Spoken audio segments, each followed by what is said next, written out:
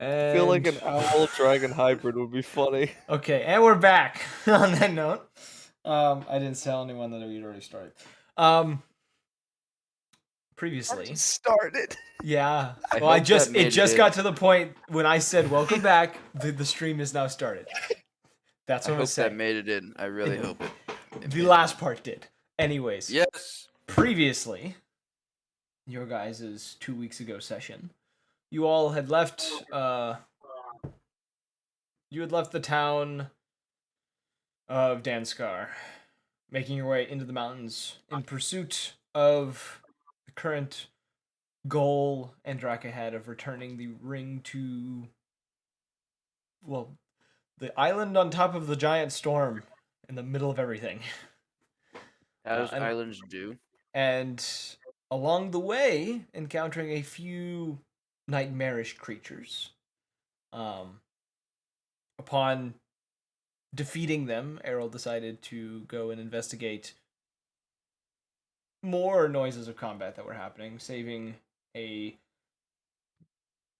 amethyst dragon by the name of Distillo, whom after you rescued in her weakened state led you back to uh, kind of a hidden oasis of sorts within the mountains, allowing you guys to come into a hidden chamber behind locked metal doors and allowing you to rest for the night as she descended down into her lair. And it would be after you would have taken your long rest. As much as you want to do it before, Errol, it has to be after. I'll do it during the daytime. I don't care. But after you all rested for the night, kind of waking the next day, feeling relatively rejuvenated from your night's sleep, you all wake up to find a newly placed kind of smooth slab of stone that seems to have an array of food upon it. Kind of various cooked meats, vegetables, fruits, other things. Things you'd eat in them, like, for breakfast. As well as a note that sits upon this slab.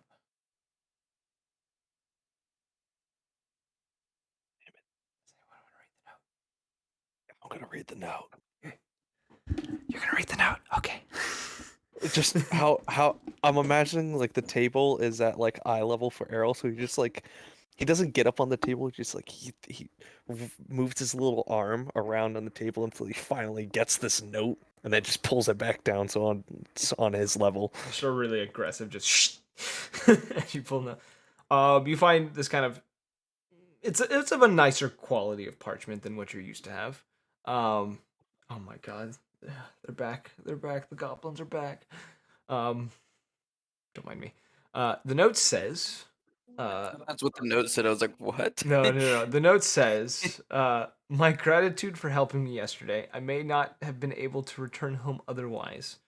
Take this meal as a token of my appreciation, as I cannot join you at this time. My injuries were too great to keep me from needing a long rest in hopes of fighting off whatever is to come. I bid you all safe travels and look to the gods for your safety and success in the quest to quell this darkness to the west. My deepest gratitude, Distillo." All right, I'm gonna roll an intelligence check to see if Errol can decipher this because he's kind of stupid. Okay. Investigation. I got a 6. I'm passing this off.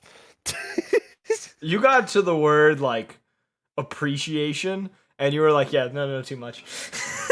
Yeah, Errol's Big word. dyslexic. Man, just You read looks appreciation as around. appetite, and you're like, "This doesn't seem right."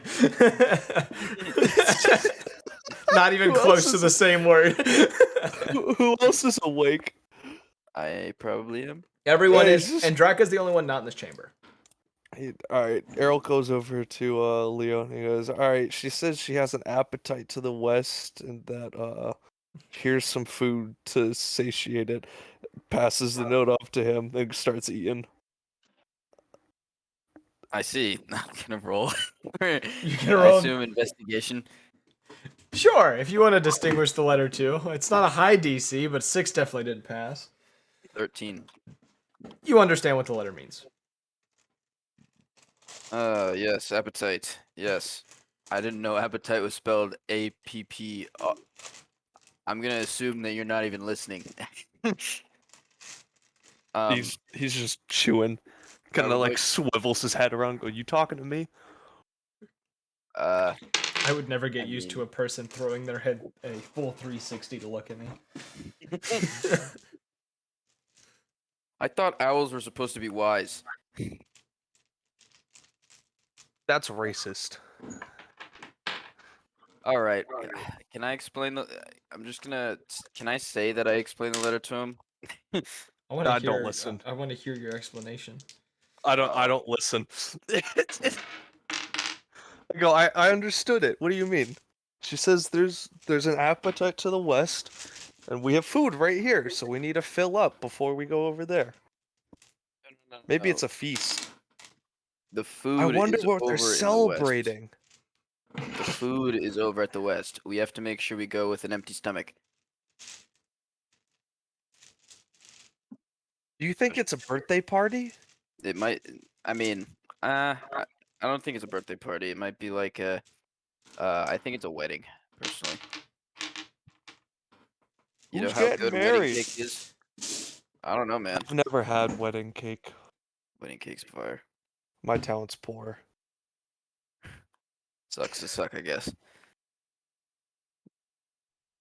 Anyways, you Hey said Journey, everyone. did you hear? We're having a wedding out in the west. We need to make sure that our appetite's full, or we need to Empty. eat No, now, empty. so when we get there, we're empty. I'm gonna just give an awkward smile and just a nod. Cal's just kind of watching She'll this walk over conversation in and ask disbelief. to see the letter from Leo. I want to clarify though, like the smile is kind of like this guy's an idiot kind of smile, not a I'm agreeing. Then I'm just gonna hand you the letter. More of a help me, please. Yeah. So do I have to do a check to read it as well? No, you don't have to. It's just if you want to do the check. I think you're You should smart do the enough. check. You can You do it should if do you the I did want. it just because Errol has a 10 for an intelligence, so he's like not a I rock, but also he's have a pretty 10 for close. intelligence. I also have a 10 for intelligence, so I think you should Really, do really, the do true check, reason though. is Errol's stupid as shit. That's it. I'm trying to like read the letter and then kind of give like Ariel look like that bless your heart look. Ah, yes, that's Southern charm. Why are you upset? We're going to a birthday party or a wedding. Yep. There might be mojitos there. Oh, are those the cool drinks? Yes. They got very that much leaf so. stuff in there. Yeah, dude. Oh, fantastic. Hmm. I don't What suppose about you, anyone packed Journey? What kind mojitos. of drink do you like? I don't really drink This guy. That's a lie. water. So I like water. when you want some venom, Errol just produces a flask. No. My water skin now has been fully replaced with his venom. I still have 2 ale-filled wine water skins. You want one? Yes. It's a There you shame we go. can't thank our host. for leaving. I'm gonna hand you Our one of my. host left? I thought she's going to the wedding.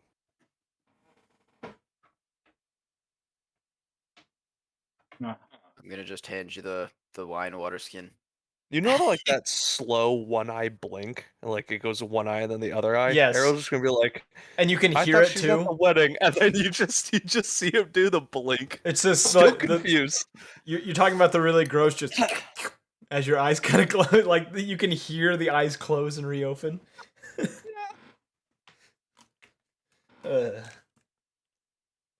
It was taken from the what's its name island from the funny one. Funny. Ah, yes. We'll give it to the new bride and groom. Oh, I need to get clothes then if we're going to a wedding. Are Are you you saying you're illiterate? naked? Huh? What'd you say? Are you illiterate? Am I illiterate? No, You- I I could read goodly. I think you're dressed just fine, Errol. He didn't say He didn't say illiterate. He said legitimate. Oh, am I legitimate? Yeah. What does I that mean, mean? I think I'm legitimate. I don't think I'm a bastard child. I could be wrong. How does one know? They just do. A little gut feeling. Errol's gonna rub his tummy. Journey, because Cal's not far from you, you would hear him mutter, I don't know what's going to be worse, if this continues or what we'll find out there. Would any of us hear it? Just Journey. Because he's kind of like Ah, turned his back to everyone else and he's standing next to Journey as he kind of says this, kind of rubbing the bridge of his snout. Does everyone else have? I'm gonna bring food to everyone. what kind of food? I'm just, I'm, I'm assuming I could barely just look over the table, so I kind of just like take both my arms, sweep a bunch of stuff together, and then carry it over to you. It's like on like these plates, so Yeah. like you could, I picture you just taking full plates of just like one item to people. Yes. Okay. You seem smitten with the host.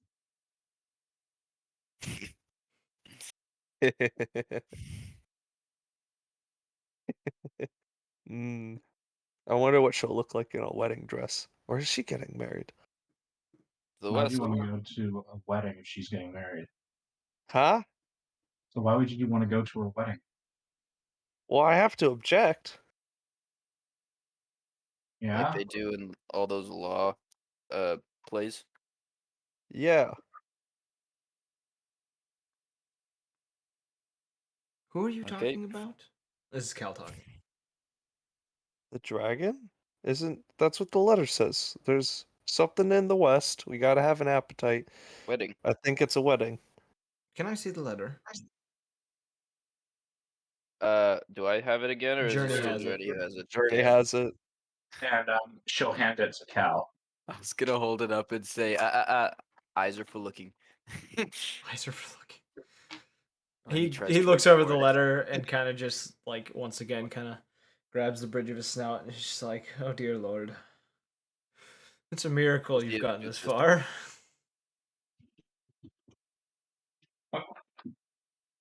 She's looking. He's looking specifically at Errol when she says this, or he says this. What do you mean? I think they're trying to say it's not a wedding. Aw, Things are no much cake? dire than a. We can get you cake when everything is fixed. Fantastic.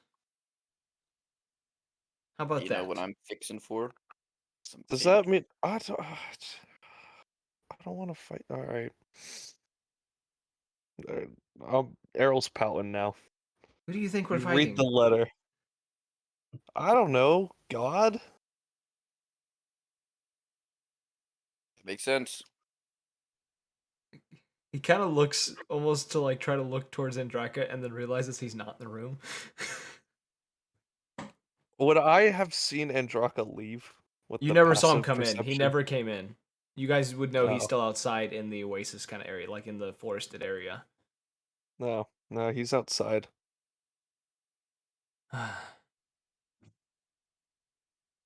Well, let's. So what do we have waited? What Maybe it is a birthday party. Oh, yeah. Maybe it's a surprise party. If it's a surprise, why would they write it down in a letter? More of a in-person thing, you know what I'm saying? I don't know.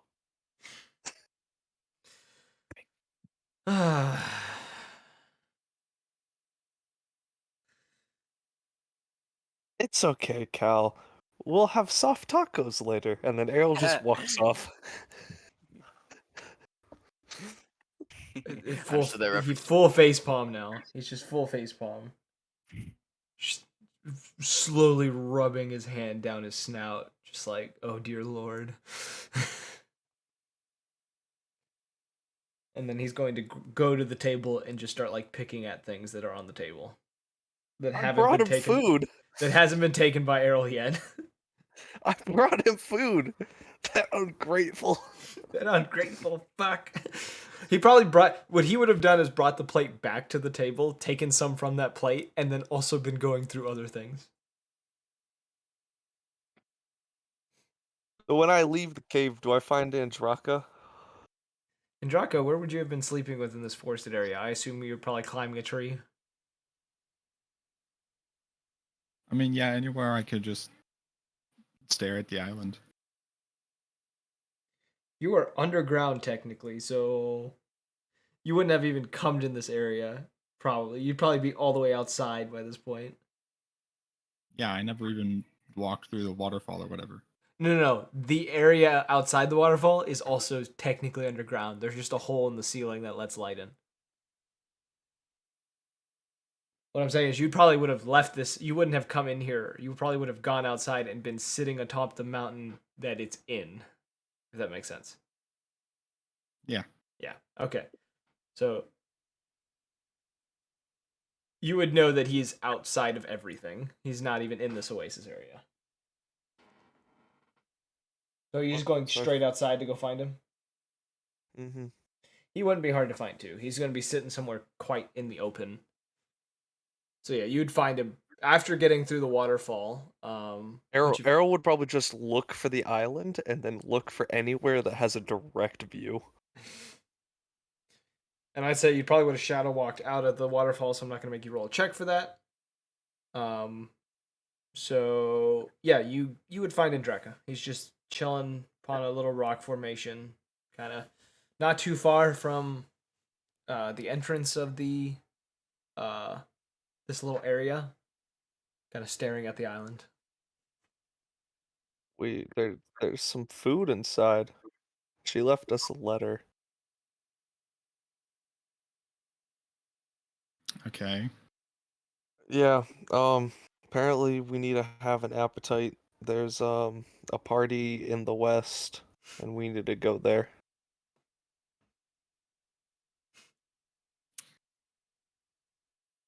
I'm willing to bet money that that's not what a note said. How much? 100. Deal.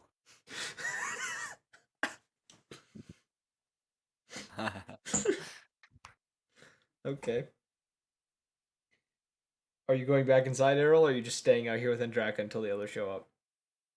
I'm just standing there with Andraka. Okay. What do the others of you do while this is happening? Gelor kind of wakes up, kind of begins eating from this kind of assortment of food. I'm gonna Wait, practice do I card have? while I eat. Oh, I'm gonna meditate as well. I'm gonna go talk to the Wendigo. Okay. So I can understand them now. Roll a And sleight of hand toothless. check, Leo. Yeah, I will. And I got a 12. Okay. Solid. We're in a little trouble trying to eat with one hand and play with cards in the other.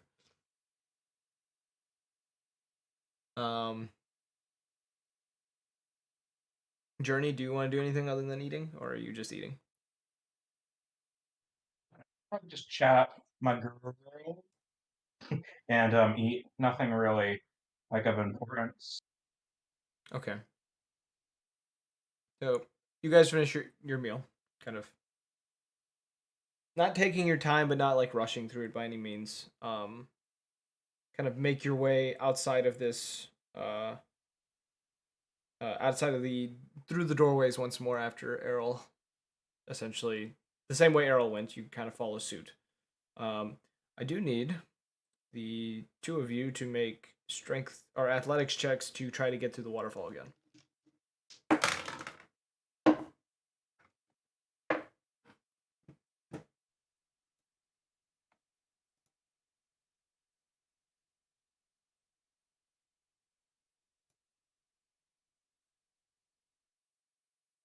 Wow.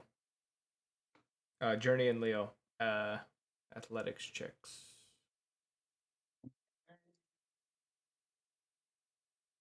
20. Okay, you get through. You learned from your mistake from last time. You managed to get through the waterfall. Galnora directly behind you, Cal behind her. Leo, you're muted if you're trying to answer me. I'm sorry. I went to go grab a snack, so I missed it. Roll me an gotta athletics roll. check to try to go through the waterfall. All right. Athletics or acrobatics? Athletics. Damn. This is specifically forcing yourself through a place that doesn't want you to go through. A7. You fall. Let's go. Second time. You take 2 points of bludgeoning damage from kind of bumping into some of the go. rocks, and you end up in the pond. You got through the waterfall, but you're a little cut up. That's a win. To go? Ha! Comedy. Got him. Does the whip, leaves the room. Comedy. That's something I would do in person, and we all know that that's something I would do in person. Indeed. And then I will force you to drink, and then you will get very nauseous at night Yes. in revenge. The that. goodly math. Anyways, Errol, you wanted to meditate and talk to the wind guy. Now that I can When understand Dago- him. Huh? Now that I can understand him. I got tongue of sun and moon, so I could understand all spoken languages. Moreover, any creature that can understand the language can understand what you said. Okay. Roll me the wisdom check, like we normally do. That's saving throw. I think it's just straight wisdom. Straight wisdom.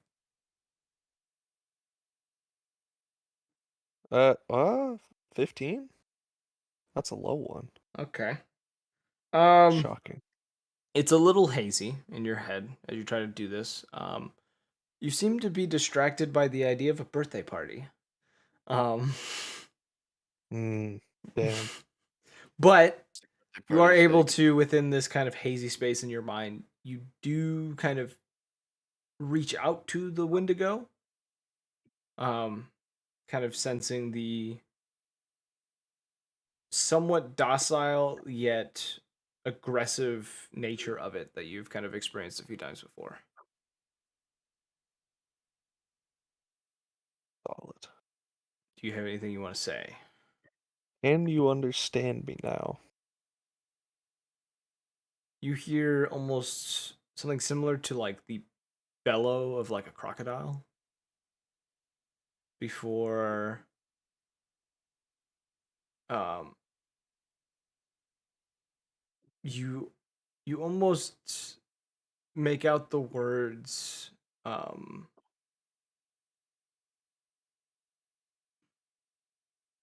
to think of the exact words I'm thinking of. It's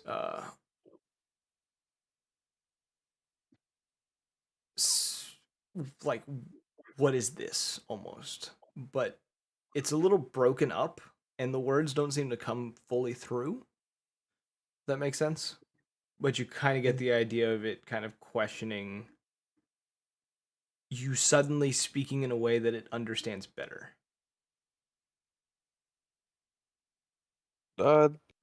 Just a trick. Something monks can pick up. Hmm.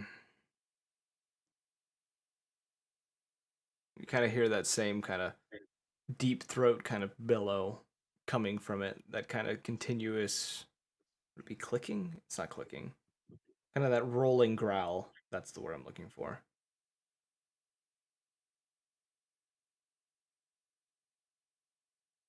But it doesn't say anything else. It just seems to kind of understand what you mean. Oh, what is it you want? I'm not sure I Oh, understand. not you, Siri. Siri, what do you want? What is your purpose? Definitely What not is- collecting information for the FBI.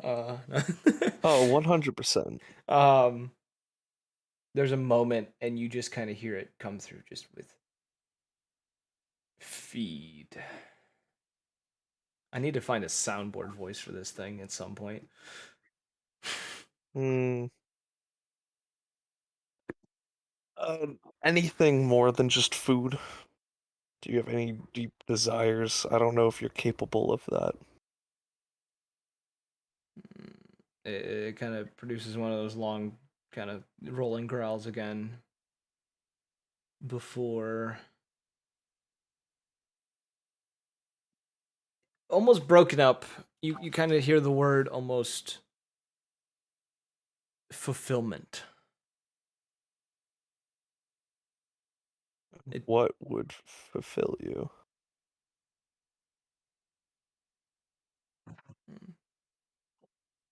It simply replies with no longer hollow.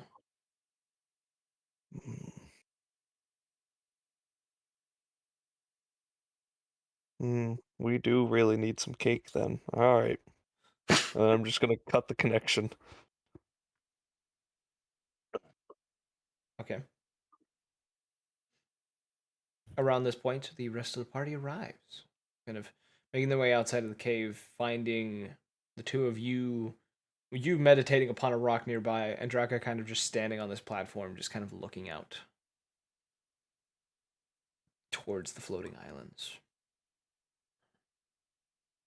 that don't seem to be too far away, or at least the storm doesn't. The island.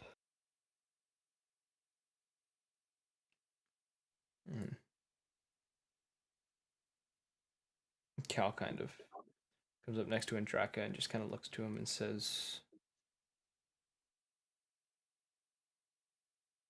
"So that's where you're trying to get to. You never did tell us why." He wants the birthday party.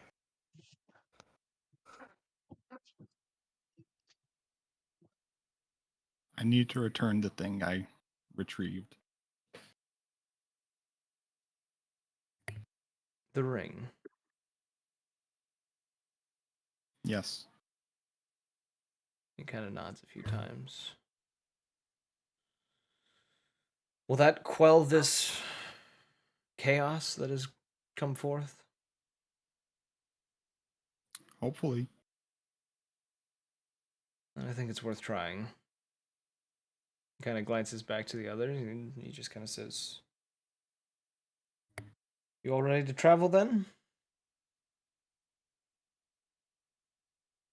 It's terrible of a road that we have ahead of us."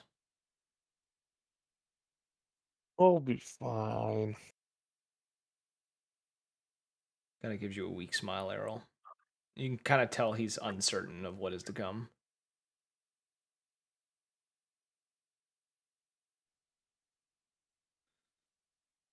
And I assume with the silence, you wish to continue on forth towards the spiraling island. Yes, sir. All right. Continuing along, kind of making your way back to the road of which you'd started before and beginning your travels. Someone roll me a survival check. Who's really good at survival? And the reason for this, and I will explain, is to avoid certain threats that you know are present now. Because your 27. goal is quite clear. The way to get there is not. I got a 27. Good enough for me.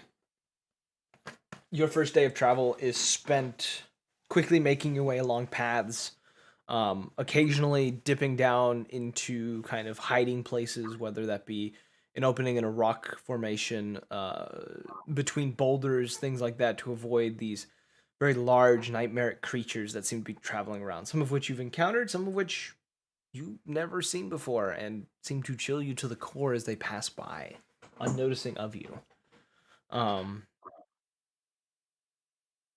after your kind of first day of travel, you manage to find a relatively well hidden kind of outcrop within the mountainside.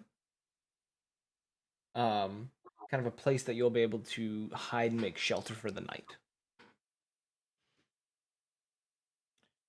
Unless you guys want to try to continue into night, but you do run across this along as like the sun is nearing the horizon. Should we set up camp?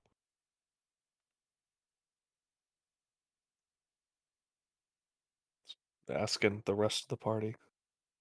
Yeah, let party members answer before NPCs Who say do you anything. want to message? Siri, shut up before I kill you. That's not a person. What? Yeah, let's set up camp. All right. You set up camp for the night. Kind of getting comfortable within this rather tight space. You really don't. There isn't room for a fire, but it isn't too cold that you need one. Plus, you guys have spent your nights in much worse locations. Exactly. Does anyone want to keep first watch? Well, I'll grab second, but Technically, it could be yawn now. Technically, no one needs to keep watch. There's just that ever so slight chance of something going wrong in the night is kind of the reason I asked for the watch thing. If you don't want to, you don't have to. Nobody has to take watch. It's up to you guys. I'll just do short rests, 'cause I don't need to worry about it. Okay. Haha, you guys- advantages of being a monk. Yeah, you guys go through the night. There's a few close calls where these creatures get relatively close, or the kind of earth around you seems to shake ever so slightly as if something is burrowing not far from you. But nothing ever seems to make its way to you. Simply allowing you all to rest for the night.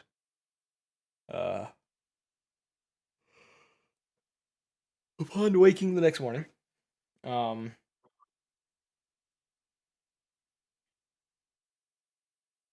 it is a cloudier day.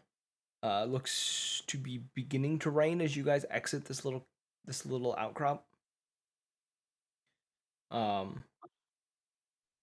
And who would like to roll survival check again? I could try rolling. Okay. I could try. I got an 8. Got an 8. You begin to travel. It's a little rougher this time. A lot more close calls with these entities. Though there is a point that you hit the kind of the edge of the mountain range, kind of entering the snowy plains of Gorgomoth, making your way along kind of frozen paths that look to have been carved by other creatures that may have been traveling through here. Perception checks, if you may.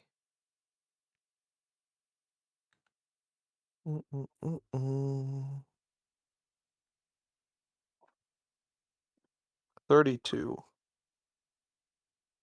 32. Okay. 11. 17. Okay. Motherfucking 22. Okay, everyone but Journey. You're kind of traveling along, you begin to kind of get the sensation of kind of you're approaching something. You're not entirely sure what it is, but you feel there's kind of that ever growing kind of pressure in your chest of something is nearby and it shouldn't be there. Um,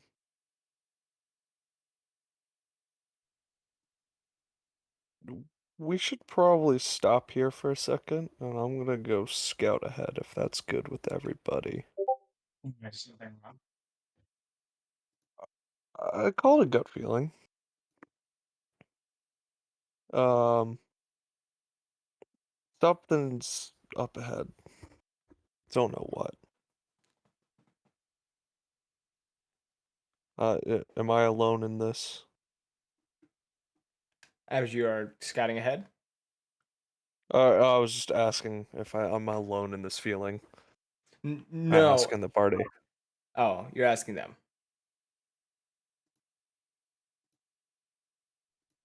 No response. All right. Anyways, I'm staying behind.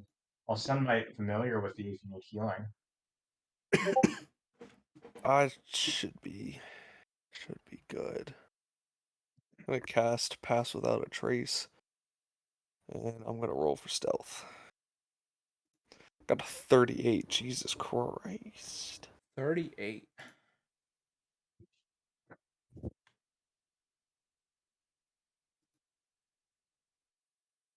Okay. Flying out, kind of doing a bit of scouting. We'll keep your perception check for this. That was a long pause for the okay. Yeah. You, as you kind of move along, you end up. Let me check something real quick. Okay. You identify there's a figure. There's someone about 400 or 500 yards or feet away from the party, who seems to be held up in a snowbank. At the moment, you can't see any weapons on them. You see this individual, a very large minotaur individual, specifically. You would be able to identify his race. The two large bull horns extruding from his head. Currently, you see him dressed in a sort of. Actually, yeah, you see him dressed in a almost barbaric clothing of some sort. A lot of himself kind of exposed, like his chest exposed to the elements, but he seems to be unfazed by this. As well as what looks to be a this kind of uh, what color is it? This kind of emerald green kind of tattoo markings along parts of his face, down his neck, and kind of around his chest. The kind of the design making a almost a draconic appearance on one side of his head. Hmm. And his eyes are, you can see as he's kind of like looking around, he looks towards you at one point but doesn't seem to notice you. His eyes are a bright like emerald green color.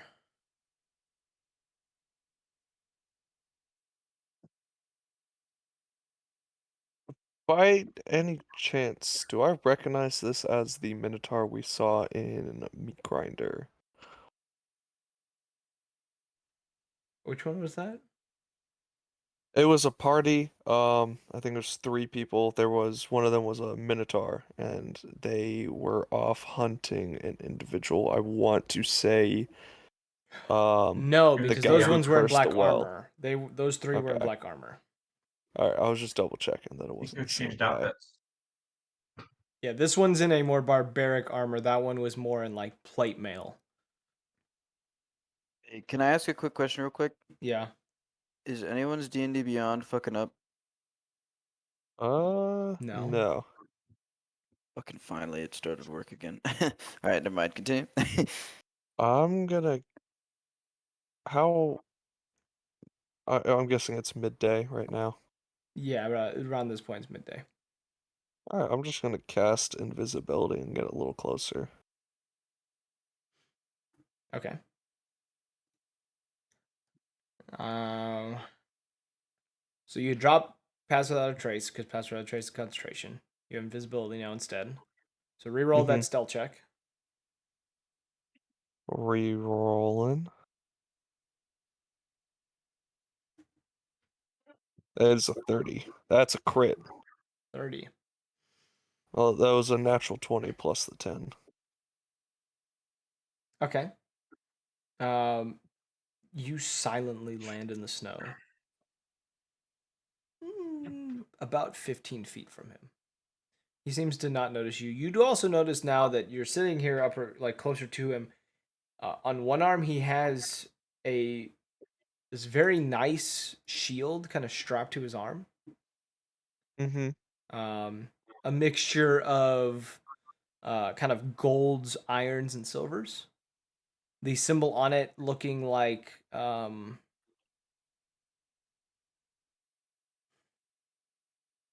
to explain it. For us, like as a way of describing it, it would look almost like that of like an Egyptian god of some sort, kind of the design with it. That's kind of the design that's upon the shield.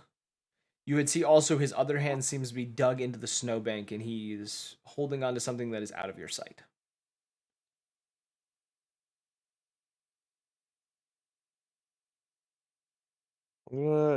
Minor illusion. Do I have to speak it? I think I need to speak for minor illusion, correct? If it has somatic components, yes. Ah, damn. All right. And if you cast it, I think it drops your invisibility because, well, it's not an attack, so no, technically it doesn't. But It's not a concentration, but Yeah. would it would screw with stealth, correct? yeah, your stealth would be gone by that point. Okay. All right. I'm just gonna keep investigating. I test how close I could get. I'm trying to see what exactly he's holding on to in the snow. And there's nothing else around us, right? No other creatures. You can't see anything else now. Hmm. You approach, getting within about 10 feet of him. And as this kind of happens, you do see the hairs on the back of his neck raise before, from the snow pile, a glaive comes, or not a glaive, a halberd blade comes hurtling towards your head. What's your AC? 20. He hits you. You're still Oh. invisible, but he does hit you. And he's going to strike you for 16 points of slashing damage. As he begins to look around frantically after striking you.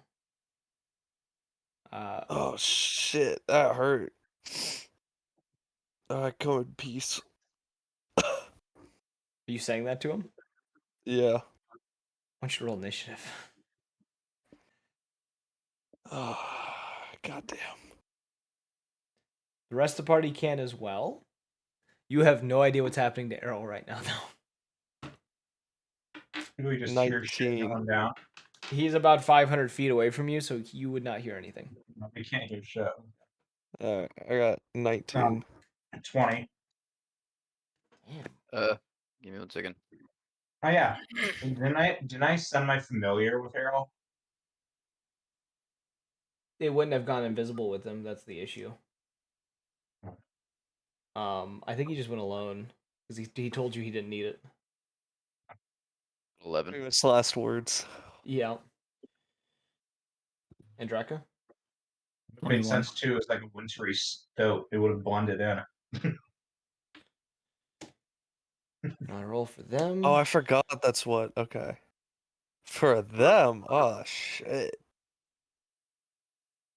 Them can mean one person. Oh yes, they're non-binary. Shut your mouth. Take that back. You do not say those words to me. Anyways, Does he respond to "I come in peace"? Leave in peace. as of now, he's just looking around. He doesn't see you. He just heard you say Oh. that, and he seems to be looking around, Oh. holding the glaive in one hand and the shield in the other. I'll drop the invisibility then and just I'm hands up, chilling. Okay, that's your turn. Yeah. Does dropping the invisibility count as an action? I think you can just do it at command because it's just All right, dropping concentration. I'll drop concentration and then I guess reserve my action to dodge. Okay, so you're gonna dodge. Okay. He doesn't look happy. And you actually see kind of his nostrils flare out, and similar to what you've seen, Magnus do, he's gonna go into a rage. Though Man, different from Magnus's rage, you see a series of symbols on his chest that seem to be stacked up in almost a column that all seem to glow up one by one as he does this. And each one kind of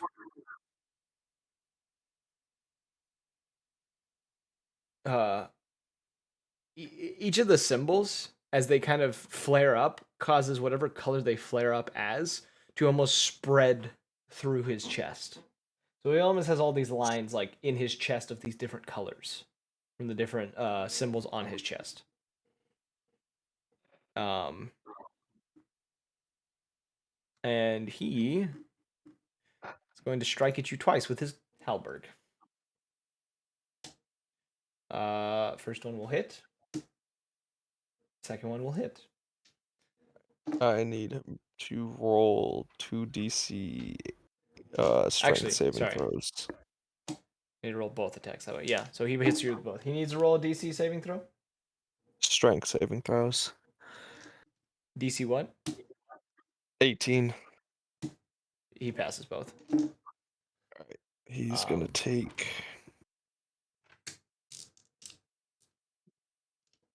Oh, so it's half damage. Okay. You, sir, are going to take. The first hit is going to do 14 points of damage. The second will do 11 points of slashing damage as he strikes you 2 times with the halberd. Alright, what was the damage? 14 and 11. Okay.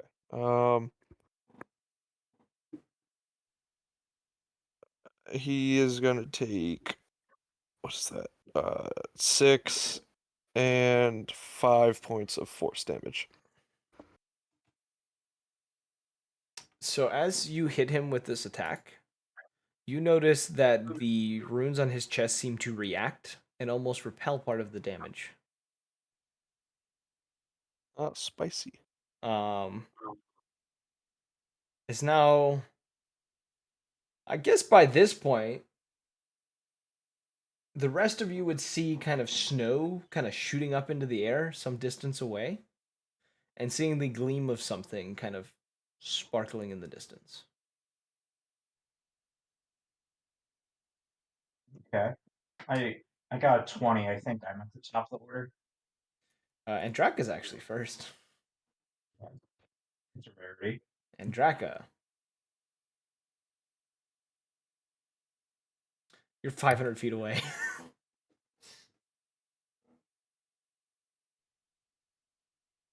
Yeah, so we'd see it. Yeah, you guys see there is something happening. Probably should go check it out. You know what I didn't roll for? Galnora and fucking Cal. Alright, I now have them. I mean, I guess I'll just start walking over there. You gonna double time it? Yeah. So 60 feet? Mm-hmm. Okay. Journey! How many feet away are we? 500. I'll look to Galnora, take her hand, and say, you trust me? She turns and just says, always. Okay. I'm gonna dimension door us 500 feet above, like right to where the fight's taking place. Okay! It's a quick way to make an appearance. You appear, you see a raging minotaur. And a Errol who's a little cut up at the moment. I'll see Errol's wounds. I'll use my bonus action to cast healing words on him at the 3rd level. Okay. So he'll heal 16. How close are you appearing to these two? No, you said they're exactly 500 feet away. So you appeared right next to the combat. So yeah. as you cast this spell, The Minotaur is actually going to swing his glaive towards you as well as a reaction and hit you for 14 points of slashing. Actually, sorry, I'm saying the wrong number. Which, Errol, you can keep your damage. You take 18 points of slashing damage. Well, I forgot I need to add a +4 to her damage right now. that I should Or his damage. cast Hellish Oh Rebuke. wait. And- So Hmm? how close are they? Are they within 5 feet? Yes. Well, technically, you're in a 10-foot range of the Minotaur because the Minotaur has a 10-foot reach right now. You're not within 5 feet of it, but you're within its striking range. If that makes sense. Gotcha. Oh god, I was just checking Shield Master, what it does. I don't think I could do anything. No, the ability Oh, you're thinking of Gucci. is Body Shield, which you don't have. That's yeah. And that's my custom feat that I made. You said Hellish Rebuke? Yeah, I'm gonna cast Hellish Rebuke at the. Let's see. It's a dex saving throw? Yeah, it's a saving throw of 18. Okay, so they have advantage. Oh, Alright, did they you get pass, that? so it's half damage. I think Yeah. Hellish Rebuke hits regardless, so it's half damage. Okay. So I'll cast it. And. But I hit healing word instead. Too many H's. Here, Hellish Rebuke. So he'll take 12 damage. As Errol had seen before, you see one of the runes on his chest kind of brighten up and almost seems to prevent some of this damage from touching him. Drain's gonna like, kind of like through the pain, like say, no good deed. I'd back up. He seems kind of pissy. I guess he didn't get the invite to the birthday party. He kind of, as much as a Minotaur can snarl, and kind of grunts the words, "You will not get to the mistress." Ah, you're one of her lapdogs. He seems to get angrier at that statement.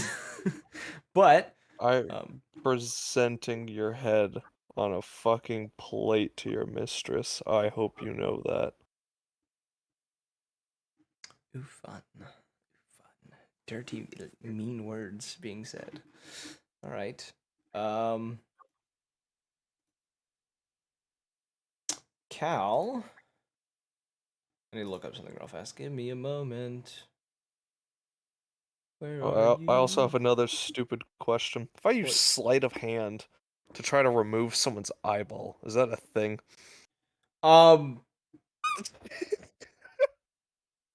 It's extremely difficult. Alright. And I would say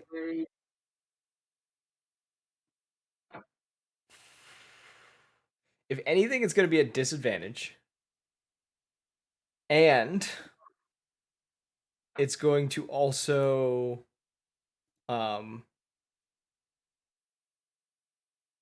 it's going to be an extremely high DC. That's fair. But it's I Cal's know I could use it on his glaive, but yeah. Alright. Cal is going to look towards Andraka and Leo. And he is going to, as he kind of looks towards both of you, just simply say, "Get on." And he is going to transform. He's going to polymorph into a Morboro. Which, if you guys are questioning what that is, I will supply a picture for you. This is a Morboro. Or Moorbounder. Sorry, Moorbounder. I'm saying the wrong name. Moorbounder. He becomes a Moorbounder. Yo. Would the two of you be willing to climb on? It will Yes. cost your bonus action on your turn, so you won't have your bonus action for your next turn. But I will allow you to do it so he can do his movement. Yes. Okay. He is going to, after you, Jared, are you climbing on as well? Ernie's I already there. guess, yeah. Yeah, he's gonna run towards you. You would use your bonus action to get on as he comes towards you. He is going to run 70 feet in this form. So the three of you are a little closer now. And that is the end of Cal's turn. It's now to Errol's turn.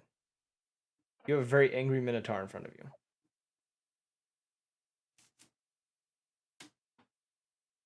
you. Alright. I'm aiming for his head, and I'm throwing punches. Okay.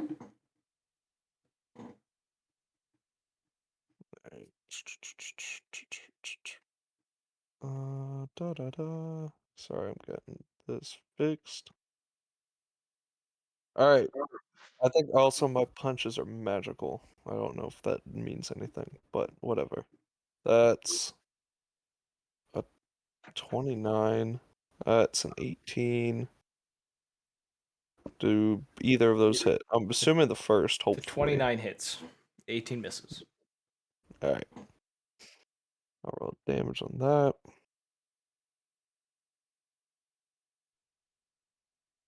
It's 13 points of bludgeoning, and I'm going to use a key point to. Oh wait, I'd have to say if it was a stunning strike prior. Gotcha. I'm just gonna use flurry of blows. I'll make Okay. one of them. I'll make the first one stunning strike. Okay.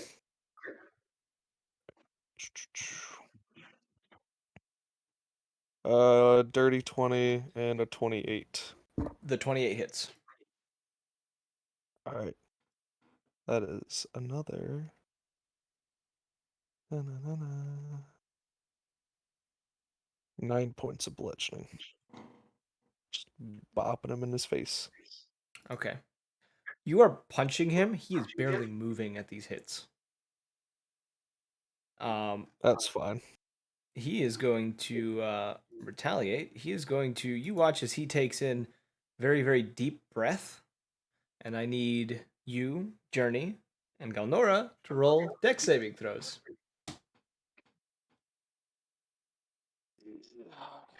28. 28. Wow. Yeah, I got a nat 20, and I have a +8 on dex saving throws. 27. Not as high. You have evasion, so you're going to avoid this. Yeah. Journey, you are going to take 11 points of psychic damage, while Galnora is going to take the full brunt of this as she fails her check.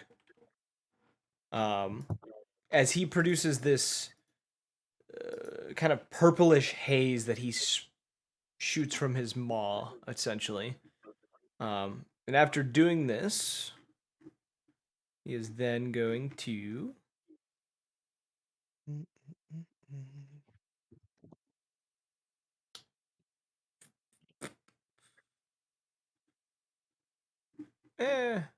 Yeah, he's gonna hit. He's gonna swing at you again, Errol, and he's going to miss.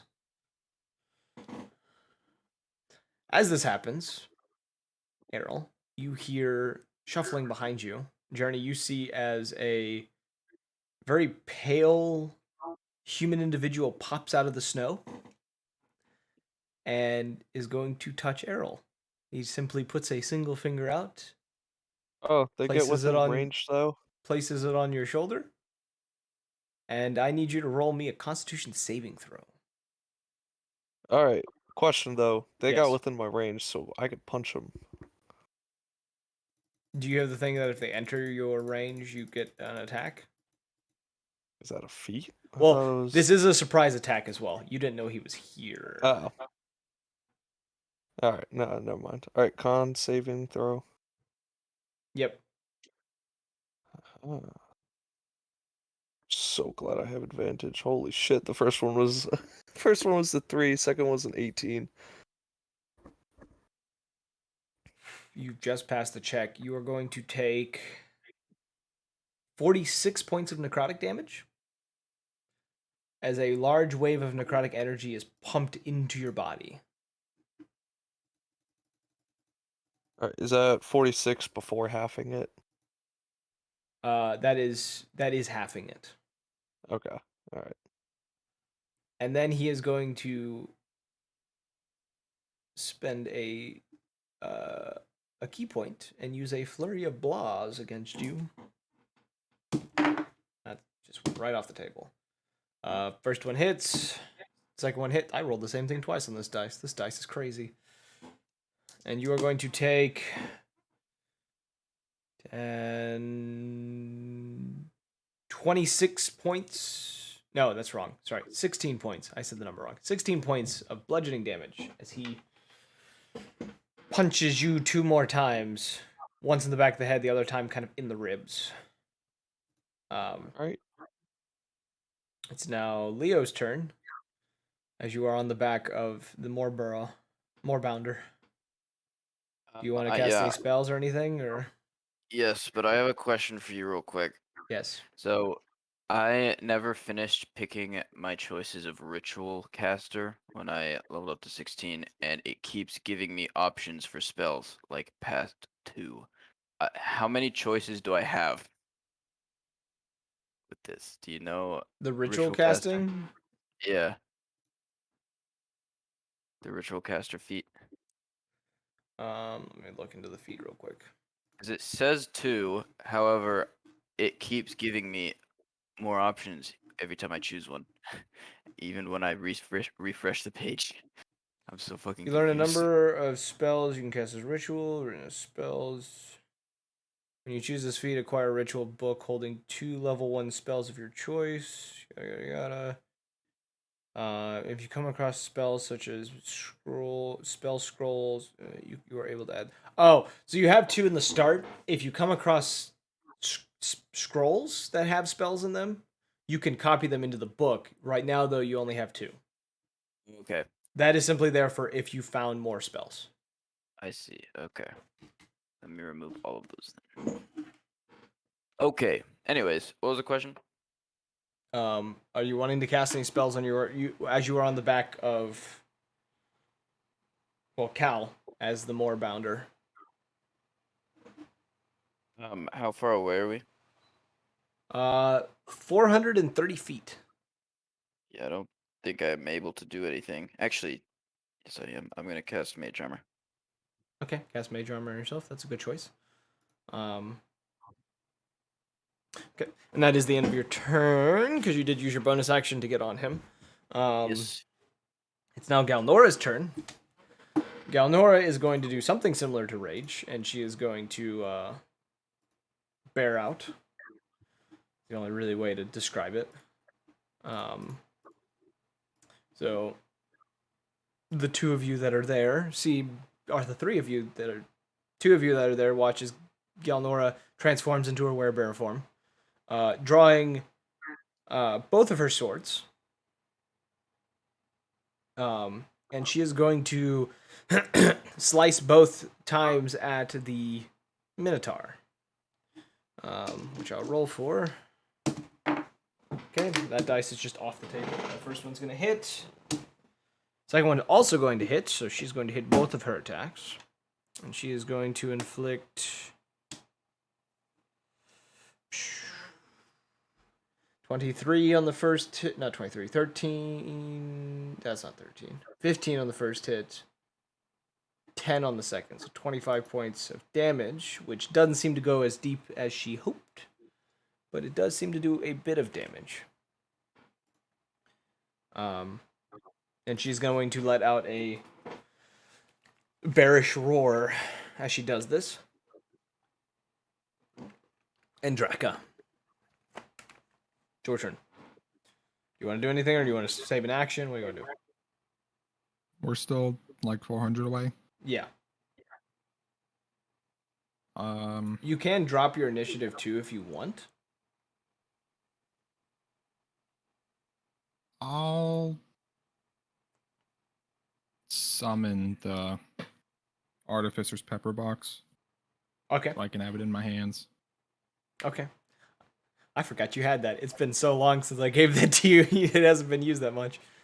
Okay, so you have the pepper box. Journey. Journey will cast 8th level Mass Cure Wounds. Okay. So, like, how many friendly people are in my vicinity anyway? Like, everyone? 2. Yeah, so I'll cast 8th level Mass Cure Wounds. So, we're all going to heal 54 wounds in this circle. 54. So, Gally will heal, Errol will heal. Errol, here are 54 points of health. I'm back up. I'm back up to max. I'm going to use my. What's my proximity to the bad guys? The Minotaur is within 10 feet of you. The monk is What- within 15. Would moving away from the Minotaur like activate an attack of opportunity? With the range you are at, yes. Okay. Then I'm going to use my main action because healing is a bonus action for me.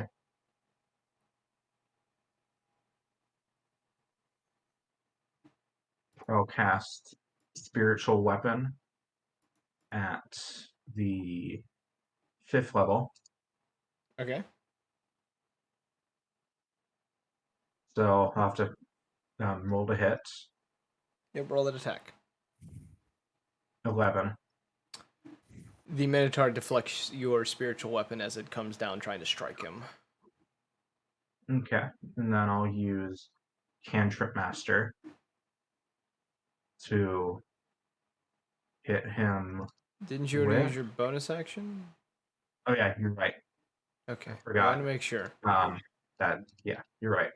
Sorry. So it's now Cal's turn. Cal is going to, as the Moorbounder, run 140 feet using the dash action, getting you guys within 290 feet from the combat. You guys are getting closer. Errol, Hmm. it's your turn. I'm just making sure. Alright, I'm gonna use one of my attack actions to activate Vampiric Touch. And then I'm going to strike the monk first. He's right next to me. Okay. Throwing a punch at him. Does a 14 hit. No. That's astonishingly low. Alright, I'm gonna throw He catches your use hand and pokes your eye with your own finger. big mistake. Alright, I'm using flurry blows and throwing 2 more punches at him. Okay. 22 and dirty 20. They both hit. Alright. There's gonna be a lot of damage. Growlnora's within 5 feet of me now, right? Yes. Alright, he's getting slapped then. So, first doing the sneak attack, because I have an ally within range. So that's 5 points of slashing. Then there's the 2 punches that connect.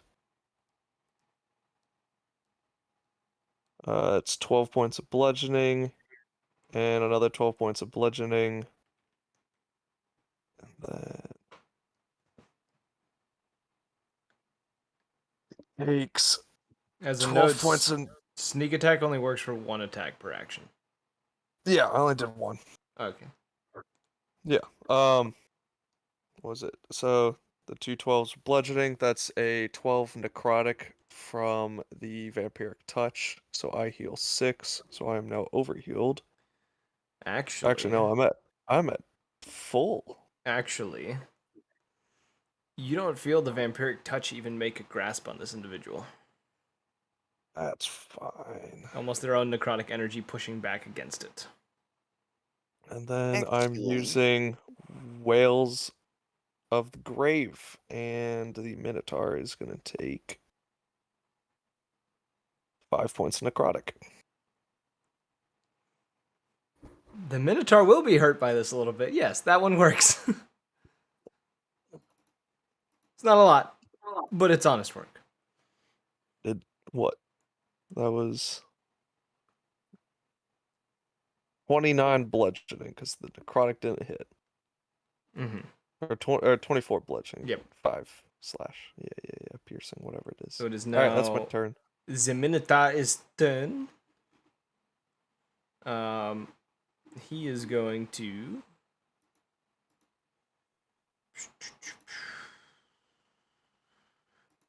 Yeah, he's gonna get jiggy with it. He's gonna strike at you. A 3th times. He's gonna get jiggy with it. He's gonna strike at you twice. Both will hit. He's very high modifier, if you're wondering. And he's going to do 15 on the first hit and 13 on the second. And then as his bonus action, I need you to roll me a strength saving throw, Errol. Uh-oh. That's fine. No. 23. You are slammed into by his horns, though you manage to hold on as he attempts to throw you several feet away using his horns. Le Monk, who's still close by, he's going. Am I on top of the Minotaur now? Since I'm You're like holding hugging on? one of his horns. Yeah, I'm just gonna yell, "Yeehaw, cowboy!" I need you to roll me a Constitution saving throw real quick, as the monk God damn it, manages to not land again. a punch on you. 21. 21. Okay. You feel his ki almost channel through you for a moment, as if to immobilize you. You manage to fight it off. But you will take 7 points of bludgeoning damage. And then you're going to take another 12 points of bludgeoning damage as he lands 2 punches on you. And then he's going to use a patient defense. As he kind of gets up onto one foot and kind of prepares for any attacks that come his way. I'm just gonna keep yelling insults and goes, "You look like a little bitch." This guy's just been laughing the whole time, too. This monk has not stopped laughing since the fight started.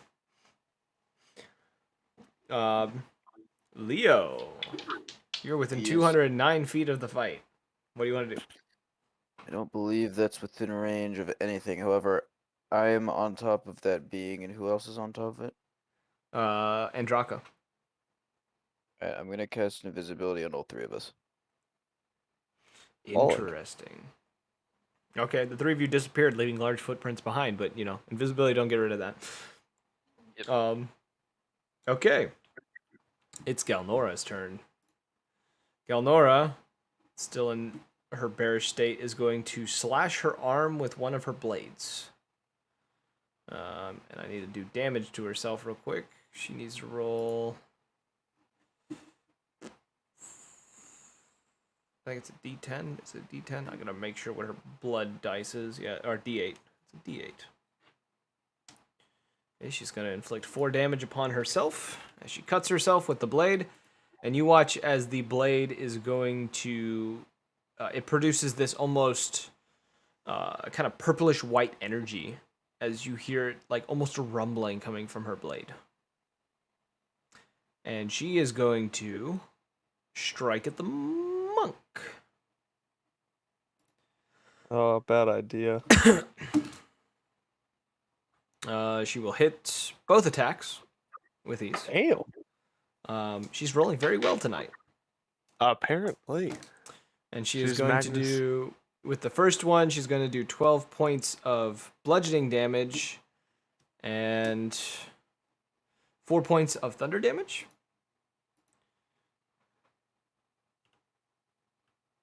And then with her second attack, she's going to hit for 16 points of slashing. Doing some work. And then as her... Nope, that was her bonus action. Yep, her turn's over. I'll be right back. It is now Andraka's turn. How close are we? 290 feet. You can save an Can we action, see them? probably. You can see them by this point. You do see the fight. If I attack, does that get rid of... Your invisibility would disappear. Hmm.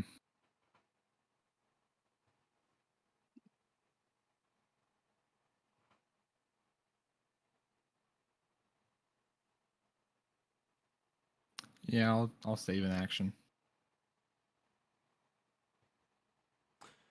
Okay. What action are you saving? Gun. Gun. All right. Journey. Okay. Given the ineffectiveness of my previous attack, it's so hard to disengage from this guy, huh? A little bit. Okay. Well, I'm going to personally cast Vicious Mockery Okay. on the guy who's in front of me, the Minotaur. Tar. I understood the reference. That's a Wisdom 18 saving throw, and I'm doing that using cantrip. Wisdom 18. He does not succeed. Let's see how much damage he takes. He's a dumb barbarian. They do not usually get good at these things. So They are not goodly. he'll take 11 psychic damage, and he'll have a disadvantage on the next attack roll it makes. Okay. What? And Damage now, types? using my primary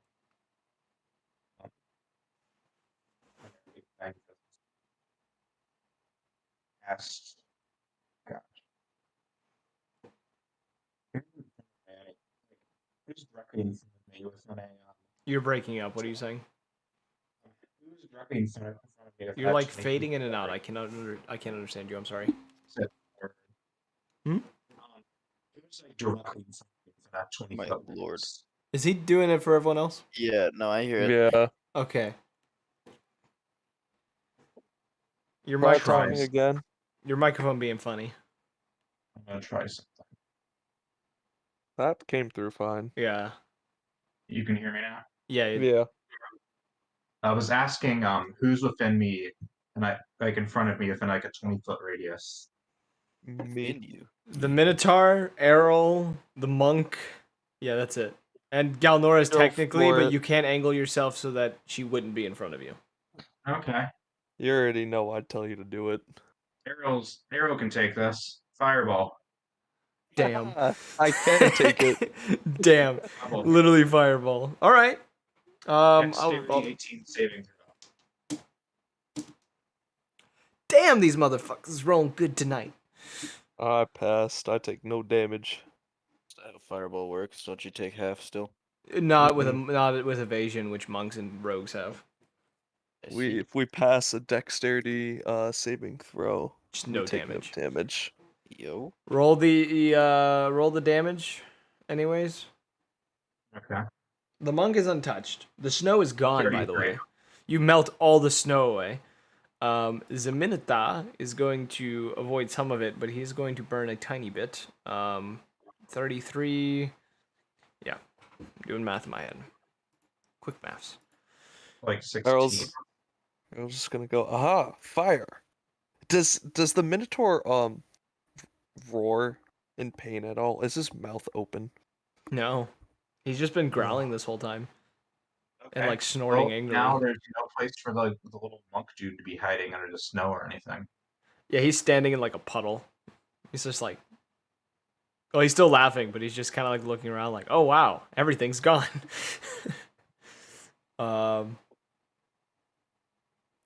Now Cal's turn. He's going to run another 140 feet, which brings the two of you. You are 150 feet from combat now. Damn it! Still just barely out of range.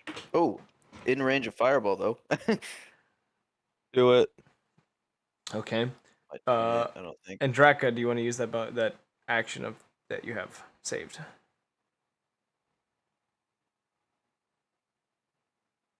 I mean, Yo, guess what? Sorry, I have to interrupt. Sorry, I just saw this. One of the spells I have not used yet has a range of 500 feet. I didn't even know. Is it Dimension However, Door? no, it's Earthquake. Oh. Jeez.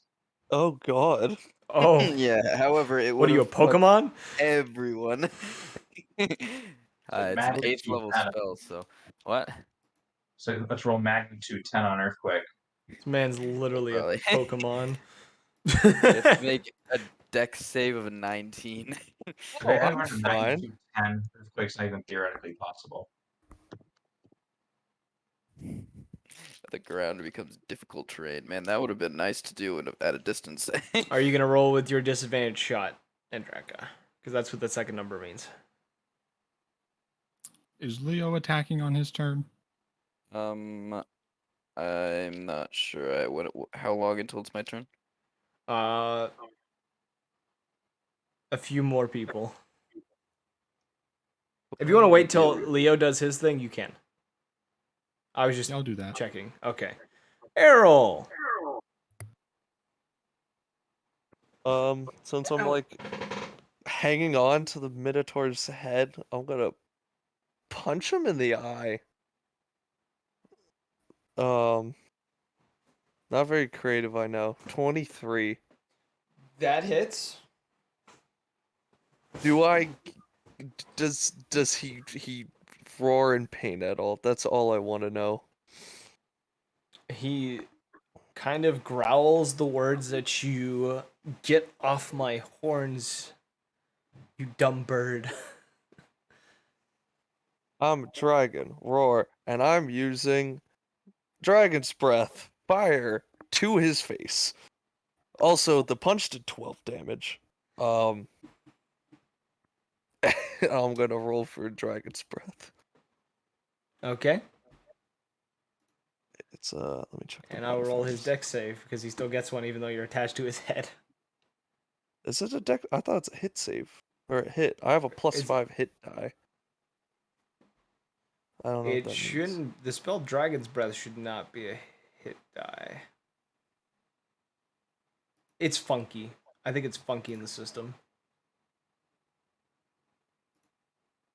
I don't know what it's supposed to be then. I don't know what his saving throw is supposed to be. Is it supposed to be there? Let me check.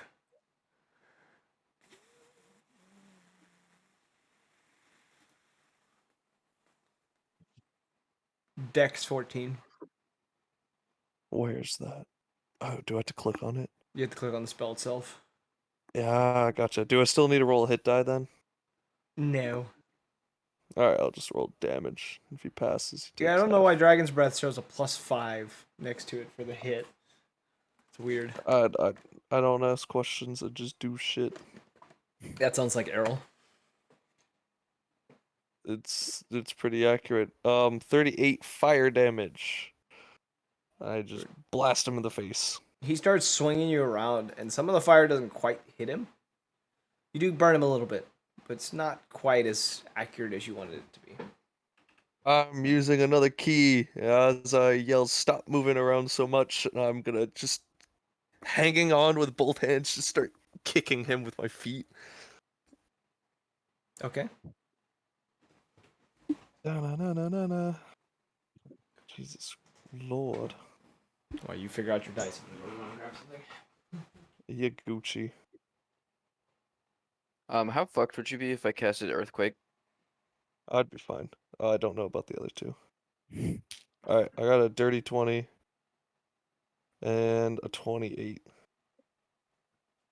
I don't know if you can hear me though. 28 Wait hits. for him. The What about 28 the hits. dirty 20? No, that misses. Alright, I just kick him square in the jaw. He grunts as you hit him. Good. That's 9 points of bludgeoning. That's my turn. Okay. Mm. It's his turn.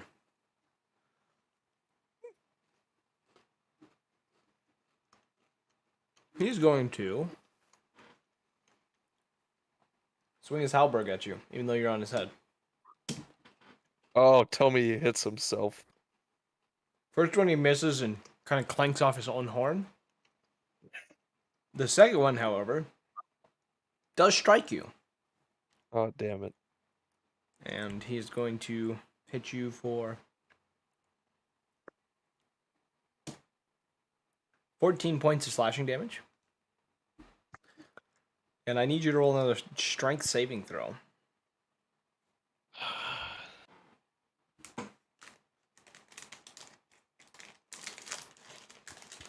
So that's a +4.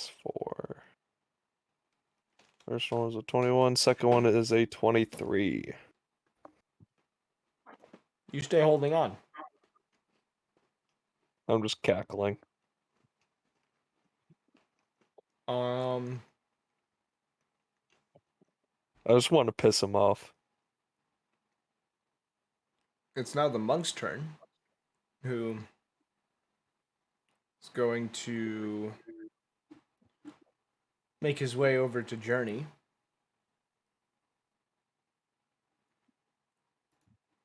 And he's pretty much just going to say, never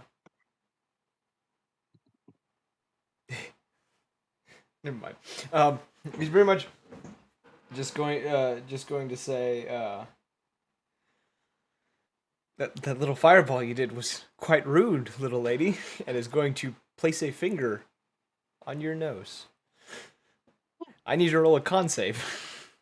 Oh, God. I think I know what kind of monkey he is. Only a 14. You said what? 14. You're going to take 72 points of necrotic. I'm Jesus. dead. What's your full health? I'm still dead. I have 67 points. You're unconscious. You're not dead. I use a way of the open hand. You watch as Journey's face turns a sickening purple color, and she drops unconscious.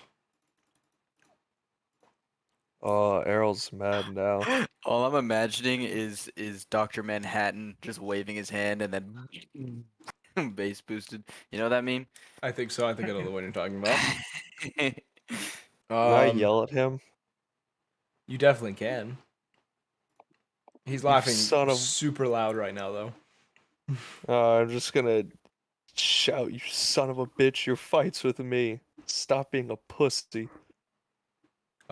I will also say, when he does this, I need to find the right thing for it. Where is it?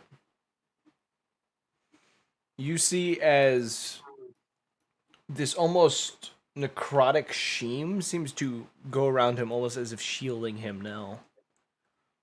Shielding him? Like, almost like a bubble around him, almost like a buffer against damage. Yo. And then he's going to turn to Galnora, who is also pissed. More so than you are, Errol.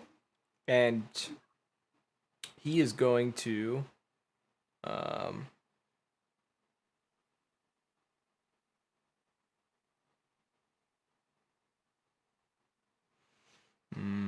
actually, as Journey falls,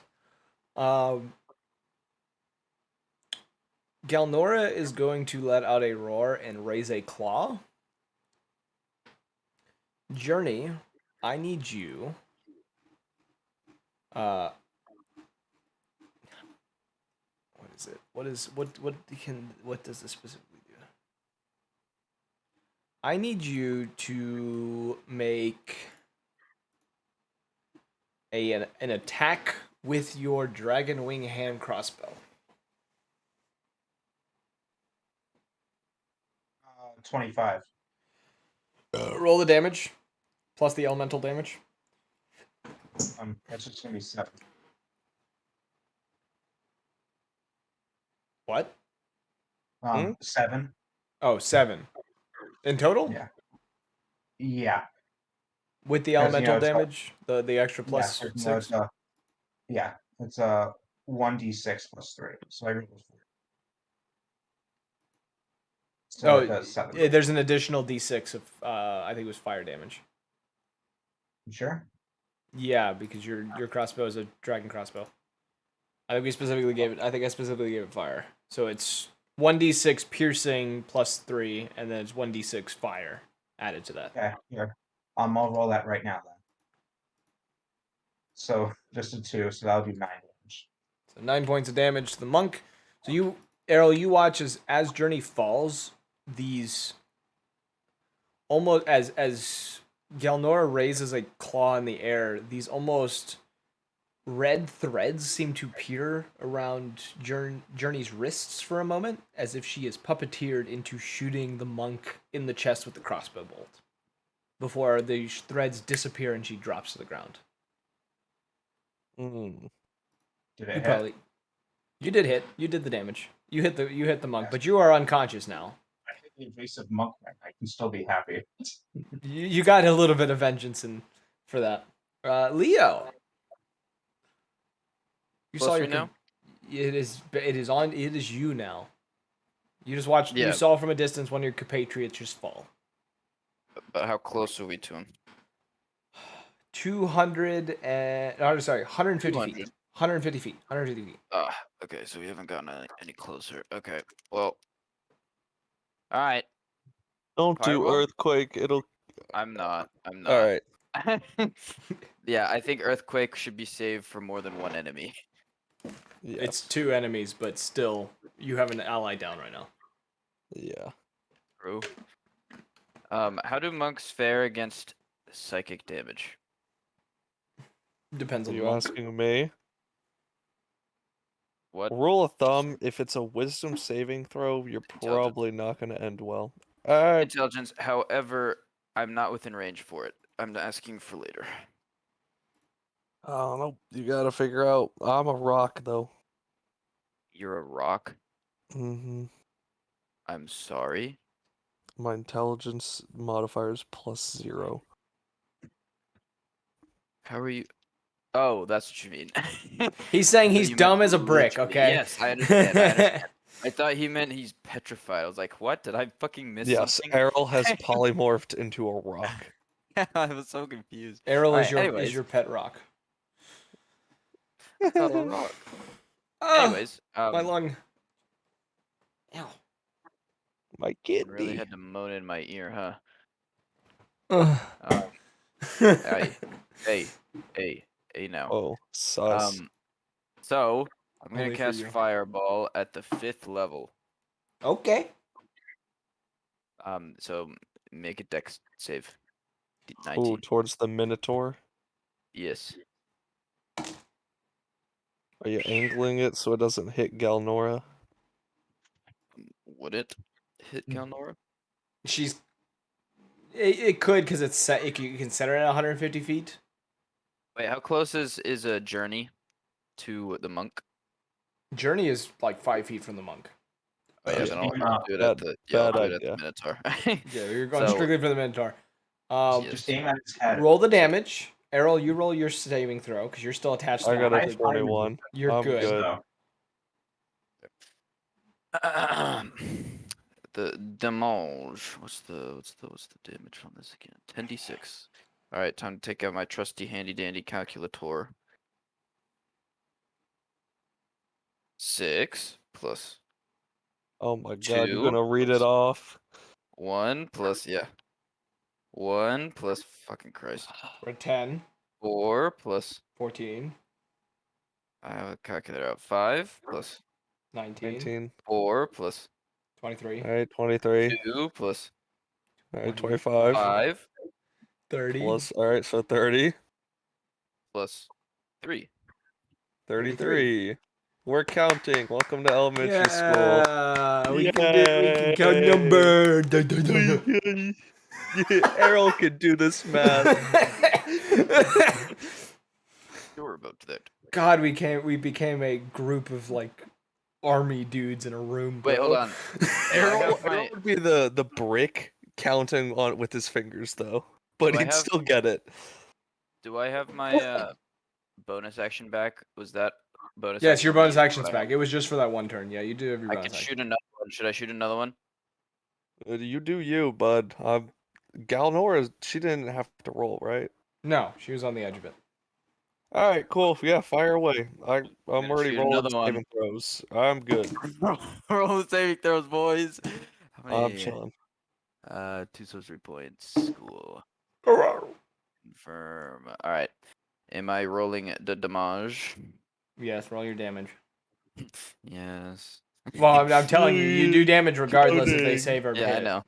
So, I know. 5 plus All 3 plus 8, right, so we're at 8. 3 plus All 11, right, so 11. 4 plus All right, 15. 1 plus 16, 16. 4 plus 20, 20. 6 plus 26, All right, 26. 6 plus 20, 32, 1. 1, 2, 33. 4, 5, 6, 7, 8, 9. Just went full Plus- Sesame Street. 4. 37. 37. It's a race You should've against time. Should have called this session Sesame Street.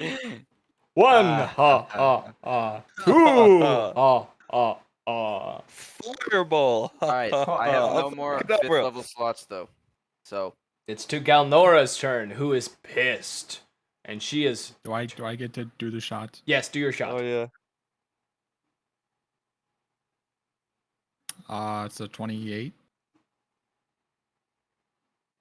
28 Damn. hits. Who you shooting? The Minotaur. Okay. Roll the attack. Oh,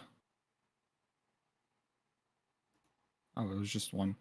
So that's 13 piercing, and then I forgot to roll the necrotic damage for Necrotic. yeah. You're I forgot to do Nicardic. Hey, I forgot to do the damage for the big meaty boy, the Minotaur. yeah, this is 13 annoying the hell piercing, out of and me then having to find it, so I'm going to send this to you. Tyler, just ignore it. 7 cold damage too.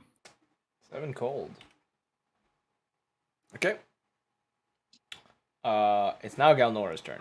Galnora's pissed, and she's turning on the monk. She's going to slice herself with her other blade, making this one electrified. Oh, She has a lightning and a. Tell me she got a crit. Did she get a nat 1? No. Galnora. got a net 0. Galnora. For her first attack, she is going to, and this fits for how she's acting right now. Motherfucking dice, bro. Holy shit! I rolled max damage. Yo, 24 points I of did more. slashing damage plus 11 points of thunder damage. I did more. 24, 11. And then with her second attack, which also hits, she's going to do 12 points of slashing and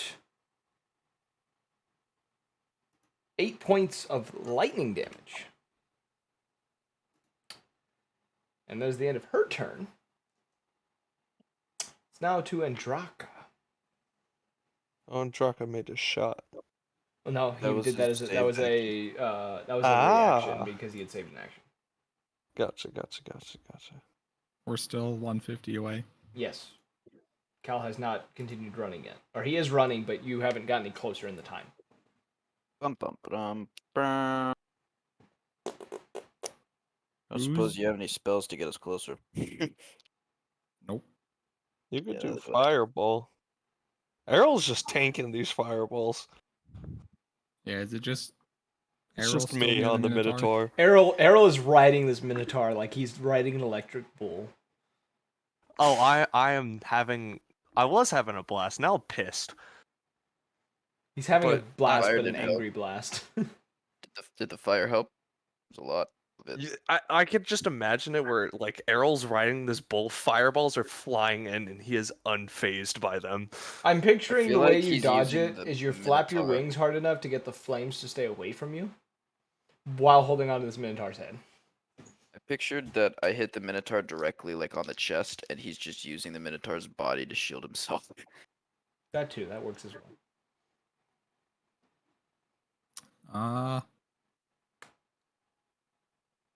I'm gonna summon a storm sphere on the Minotaur. Ooh. What? Spicy. I wish there was like a mechanic where once you take enough bludgeoning damage to the head, you roll to not be concussed.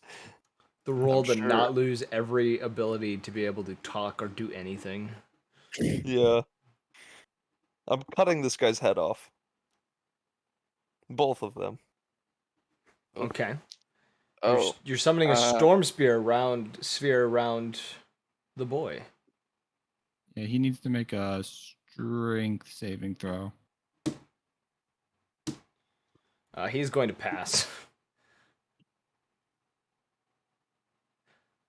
Errol Ready to probably do also one needs as to make well? a strength saving throw. Yeah, anyone in the sphere. Errol, you gotta make your I got a strength saving throw. 22. It's fine. You passed.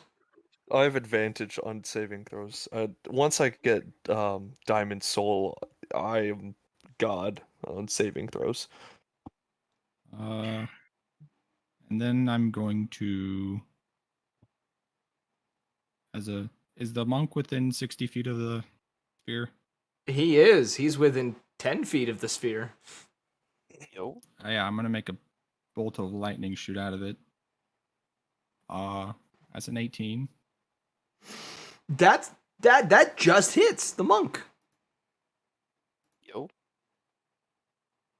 Stupid monk. That does 19 electric damage. 19 of. It's electric. Should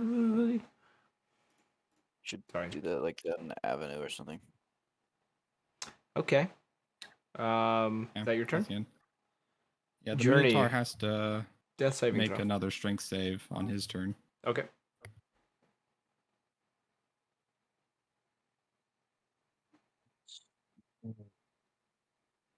What did you get, Journey? No, what are we? Is it like out of 100? Death saving throw. Roll a d20. If it's above a 10, you get that's a save. If it's below a 10, it's a fail. It's a fail. So Oh, mark an no. X. At least it wasn't a critical fail. That would have Oh. been bad. I'm guessing Well, Toothless kinda is like- keeping up with Cal and all of Yeah, them, right? he's running with Cal right now. Like, to be clear, it looks like we are writing nothing. I think Yeah, Cal's still invisible, right? Cal is still invisible. The two of you have used your spells. Cal is still invisible. Just, you have a Ripper running next to you. That's it. And then also footprints in the ground. under Cal is us. going to run. Please tell me he's been dashing this whole time. He has been dashing the entire time. Thank goodness.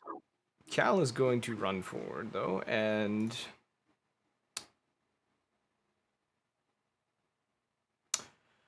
as you guys get within 40 feet of this little entourage, he is going to leap into the air. Huh? I'm gonna have Toothless roll his initiative as well at this point. He Also, is- what is the hit points for Toothless? What is it, a D10? I thought I sent that to you. I have the PDF. I do not have what it is when he levels up. 'Cause he's leveled It up. should be whatever the hit dice pool is that I gave you. I don't have. Oh, it does. Okay, a D10. All right, solid. Cal is tackling the monk. He With us on his back. Yes, he jumped 40 feet and landed on this monk. And I'm going to roll a claw attack as he does this because he is landing on this monk. And he's going to do 4, 6, 9, 13 points of slashing damage as he pins this monk to the ground and roars in its face. Toothless got a 21 on initiative. Toothless will. I'm just gonna make Toothless go when you go. All Toothless will be behind. He's not within range yet. He had to dash to keep up, and he needs one more turn to get in range. Just gonna make that as a note. Solid. Okay. It's now your turn, Errol, as you just saw the monk get tackled by a moorbounder. Oh, cool. Well, they're invisible, right? Not anymore. He became uninvisible while he was in the air. That's Not all right. terrifying. There's enough people on the monk. It's fine. I'm going to punch the Minotaur in the head repeatedly, yelling, "Go to sleep! Go to sleep! Go to sleep!" This would be an Errol move. Both attacks will be stunning strikes. This is literally Iron Man fighting the fucking Hulk. Iron That Man's is- not like 2 feet tall. So there's a crit and a 25. So for the crit, I will roll the check against it. Actually, I would roll regularly because I'm doing this a certain way. And then Um, I want it to be noted, instead of, because I could, when I use a stunning strike, the strike of psychosis, when applying a stunning strike, the creature now has to roll a DC 14 wisdom saving throw or be stunned for each of its turns thereafter for a minute. He is also frightened. Oh, wait, that was the psychosis thing I gave you? Yeah, it's under action strike of psychosis.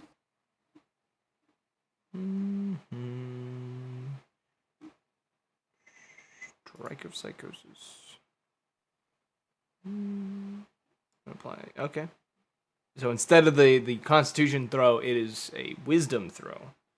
Mm-hmm. So let me re-roll that because I did not roll it correctly. He passes regardless. Wow, that was a good roll. He does pass. So that was for the first and the second? That was for the first. He does pass the second as well. Just barely. Alright. But the crit, roll the double damage for the crit. Harold getting excited about cake. Cake! It better be cheesecake. I got a 22 for the damage. That's straight bludgeoning. That's doubled, by the way. It was an 11 before. Isn't straight things also just doubled inherently, What? as opposed to gay things? Oh. Quiet you. Anyways, Uh-huh. what's Makes the second attack damage? Or did yeah? What's The second attack? one was a 25, and then I'll roll damage on that. That is an 8. And he needs to take 3. Was it 3d6? And he will be taking. No one is 13 points. no one is within 5 feet of the Minotaur right now. He takes. Oh no, this is vampiric touch. Oh, Takes 13 points of necrotic. Roger that. Minotaur's looking a little beat up. Just a little. I'm gonna use bonus action, cast Flurry of Blows, so I'm now at 7 key, and I'm making both of them stunning strikes, so I'm at 5 key. Arrow's just gonna punch the shit out of him until he passes out. Okay. Oh wait, out of modifier. I'm guessing a 10 does not hit for the first one. 10 does not hit. Where that? Oh, it would have been a 15. I didn't have modifier on that. All right. 27. That hits. You strike the Minotaur in the face. So the first one, you start to go to swing at him, and he begins to buck his head around again, causing your foot to kind of glance past him as you manage to kind of wrap around and manage to land a second punch kind of on his snout. And he needs to do the saving throw. 18. He needs to do a saving throw. You're doing the Mm-hmm. you're doing the psychosis thing again. Stunning strike. No, it's stunning strike on both of them. Stunning strike. I can't do psychosis anymore. Okay. He does pass. It's a barbarian who has a very high con. Yeah. One of these days I'm gonna hit it. All right. And that's 10 points of bludgeoning. It's good to dream. Okay. It's now his turn, who is only distracted by you and you alone because he does not seem to care about anyone else as he is trying to get this bird off his head. He's gonna get swinging with it again. I need to That's a subtract hit. 6 from That's that. also a hit. He's going to hit you twice. Why? Because that's what he does. I don't think he's missed a hit on. Oh, he's missed one hit so far on you. It's missed one. So you're going to take 16 points from the first hit and 10 points from the second. Those do not go in that pin. And then I need you to roll another strength saving throw. He's still trying to buck you off. Oh, I also need to roll that strength check against Jared's thing. Okay, he passed that. That was fine. Errol, you were supposed to roll that as well. I did roll. I did you? passed. Okay. Yeah. I didn't realize you did. No. I got a 21. You stay held on again as he's bucking you Up. around. I'm just gonna shout. I'm laughing as he's trying to throw me off. I'm just gonna say,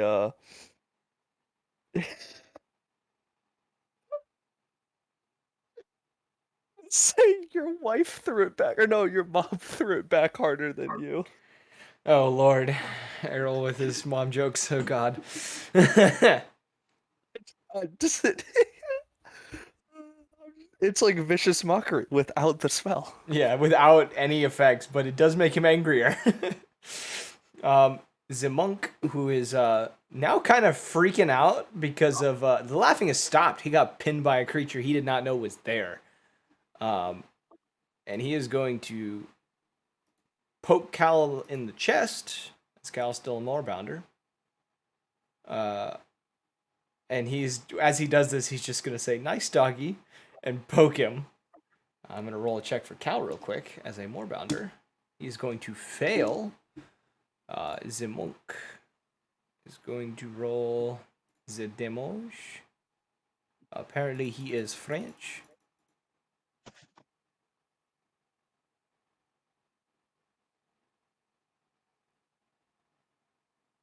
Cal is knocked out of the moorbounder form. He is, as this happens, he lets out a roar of pain as the form drops. He falls backwards a little bit, kind of slightly stunned. He's not like stunned as in he won't be able to do anything, but he's kind of like surprised by the attack. And there's a black like spot on Cal's chest now from like the necrotic damage that's just pushed into him. He's still on his back. The monk is. Though, after he does this, he will use half of his movement to get to his feet. And he's kind of brushes himself off slightly. And is going to...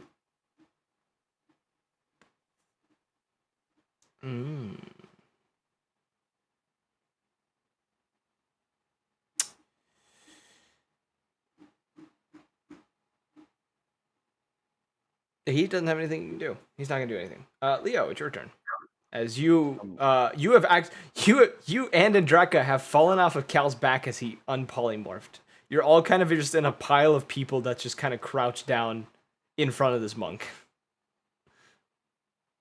How close? 5 feet. So if I moved away, it's an opportunity attack. Yes. Damn, that's annoying. That's epic. What if I used invisibility and ran away? He would have disadvantage on the opportunity attack, but it would still be an opportunity attack. Bruh. How far away is Galnora? I mean, Journey.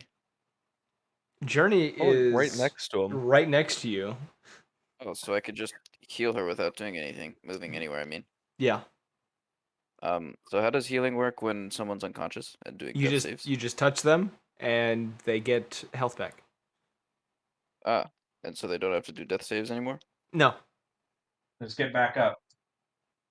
So she wakens. Yes, she will wake up with whatever health you give her. Yo. I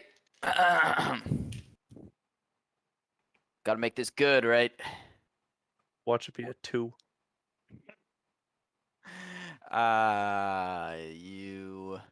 You silly goose. I need to find what a good level I should cast this at. I don't want to use any of my singular spell slots for it. These motherfuckers still up and kicking, so I'm gonna use a 4th level for Cure Wounds. That's 48 plus 5 health. So let's see what number you get back, shall we? Like what? Now 48. 4d8. Yeah, 4d8. That's what I said. Yeah. I How heard. bloody is the Minotaur, by the way? He's You got rough. You got 22. You got 22 health back. And then also, actually, what am I doing? I have a perfect spell for this. I have a perfect spell. Who's right in front of me, enemy-wise? The monk. Okay, yeah, cool. So I'm gonna cast my fucking mental prison on him. So he has to make an intelligence saving throw. Okay. What does he have to be? He's 19. There's 19. I'm really hoping he doesn't have proficiency in intelligence saving throws. He's a monk. You already know. I already know the answer to that. God damn it. He is going to pass, and he is going to kick you in the jaw. He still takes damage, though. Yeah, but he will kick you in the jaw. You're going to also take damage. Rude. You take 10 points of bludgeoning damage as his foot clocks your jaw. And it's not Am I like pushed a away round. from him, though? You're not pushed at all. Oh, man. You're. Man, that's some bullshit. It's not a roundhouse kick either. It is like he crouched down and he kind of kicked you from underneath the jaw. So your head gets like whipped back really hard. And your teeth kind of clank together. And you're pretty sure you felt one of them crack. Earl's gonna laugh at this and go, haha, I know that. What's the damage though? You're rolling. Oh, we're not counting? He's probably just doing it on D&D With Beyond the- because it's too much. No, I'm doing it with actual dice. 32 damage. Psychic. Bro, So- I'm pissed my D&D Beyond fucking broke. What do you mean? 32 psychic damage. And it's Remember not half. It's not Oh, half. that It's one time. Straight up 32. Oh, it's 32 regardless? Yep. If he failed, then it would have been way worse. It would have been that if he attacked me, he would have taken an additional 10d10. But he passed, so unfortunate. Well, he's got a bloody nose a little bit, more so than he already did. But it's Galnora's turn.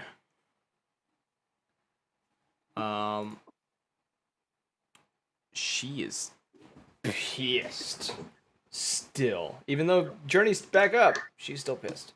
Both attacks are going to hit from her. I'm going to roll the damage. That's the wrong dice. Where's my d8? First one for her, she's going to do 15 plus 6, so 21 points of damage. The second, that's max, so 16 plus another 8. And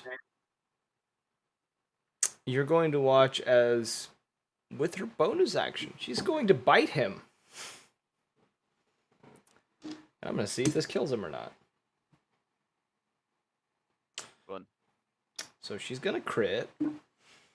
Who's she attacking? I'm sorry. The monk. Yeah, fuck that guy. You guys watch as she drives both of her swords into his chest. And as he is stuck there, is going to lean over him and bite down over his head. Not completely engulfing it, but pretty much crushing the upper half of it, like a grizzly bear would. Was that the 587? Pretty much. And as she does this, you are going to watch as this monk screams out in pain as his skull is crushed before she rips both blades to either side, tearing, pretty much disemboweling him entirely. Blood splattering across the ground, and most of you guys. And as he drops to the ground, she is going to spit out the mixture of brain matter and skull powder that comes from her jaws, and is going to look towards Journey, kind of relieved that she's on her feet again, covered in blood. Lamunk is dead. Yeah, fuck that guy. All my homies hated that guy. All my homies Uh, hate Lamunk. I'm still hanging on to the Minotaur's head, right? Yes, you are. And it's Andraka's whisp- turn. I'm whispering in its ear, that's gonna be you next. He's not even paying attention to that. He's just pissed you're still in his head. Wait, how much health did the monk have, by the way, before she killed her? 32. So he had 60. Damn, I She kind of did- wish I used She finger. did 50 health worth of damage. I really wish I used finger of death or whatever it's called on him. Yes, finger of death. That would have been so nice. Anyways, continue. Is he still in the sphere? Yes, he is.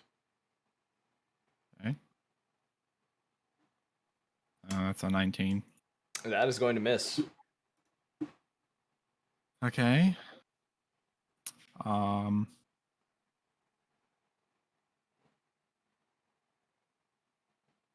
I'm doing it again. Okay.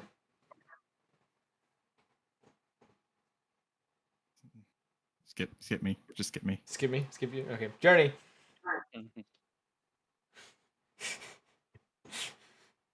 I just pictured Jared like slowly like putting like a book in front of his face. Don't look at me. Don't look at me. Say it's my turn. Yes, it is Yeah. Journey's turn. Okay. That means I'm going to pop a 5th level mass cure wounds. Oh, Oh, very So- nice. 21 healing. To Some of I think everyone's basically around me, right? How much health? 21. Yo. And that's like up to 6 targets. So I think that's everyone getting healed. Yeah, pretty much. So everyone like healed 21. You see And some of the that's what I- necrotic damage from the monk on Cal kind of heal up. The few cuts that Galnora did still have, they seem to be gone now. I'm pretty close to full. Damn, I kind of really wish I used finger of death on the monk. Okay. He would have been my zombie if I killed him. Fun fact. Did you know that keratin horns have a bone core? Bone is made of calcium. Calcium is an organic material. I'm gonna cast Shatter on this Minotaur's head. Oh no, you're gonna break his precious horns. I'm holding on to. You know what? I'm not even mad. Good to All see right, you're up, Journey. what's the saving throw? He's Constitution 8. I mean, it's Constitution 18, so I know he'll probably get it. I need Errol to roll my Constitution saving throw as well.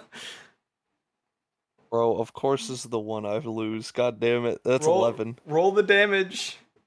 So Roll the damage. did he fail? He succeeded, which is half, I think.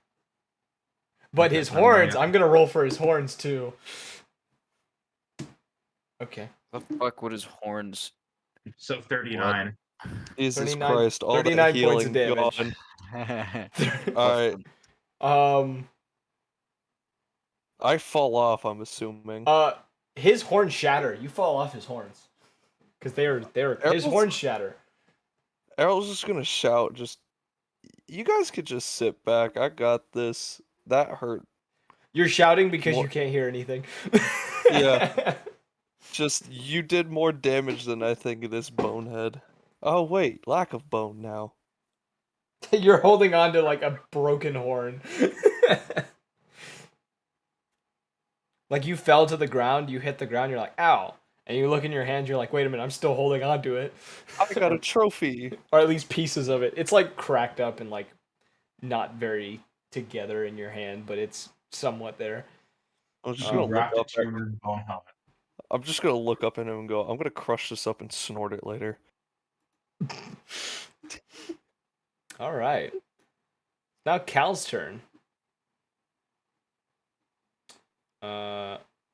Cal is going to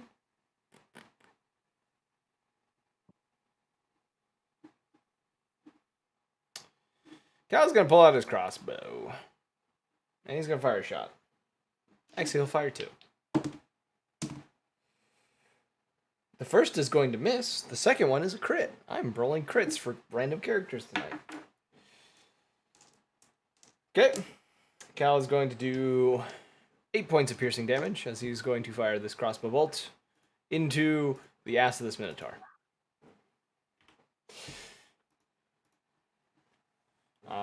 It's now Errol's turn, and Toothless has just arrived. Errol, roll that strength saving throw against the spinnies. Huh? Bennies? The whirlwind around you. Oh yeah, 22. Okay, you're good. Um, I like that I confused everyone with the term the spinnies.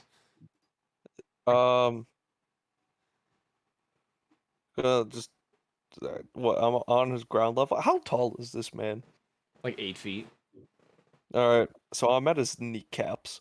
Yes. I'm I'm taking one of those kneecaps. Okay, you can start Just punching. gonna. Yeah, I'm gonna. You already know what's up.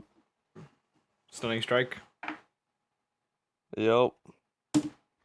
That's a 29. The second one is a 22.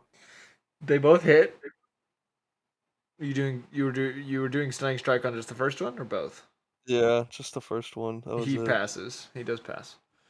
All right. Well, he still takes damage. Yes. Hold if I'm rolling damage. Why is oh the sight? All right. 12 and 6, and then necrotic time. Heal up, hopefully. All right, that's 14 damage necrotic. Yeah. And Okay. then I'm just gonna smile to just everyone, and I'm popping back the helm or the helmet. I'm throwing the helm on as my bonus. And you're becoming the Wendigo. Yep. I guess before I transform, it's just like I got this, guys. And now I tower over him. Toothless, he's here. Yeah. The good time boy. He needs, if he enters the sphere, he's going to need to roll the strength throw as well. No, he's just going over and offering. He's gonna hang with Journey.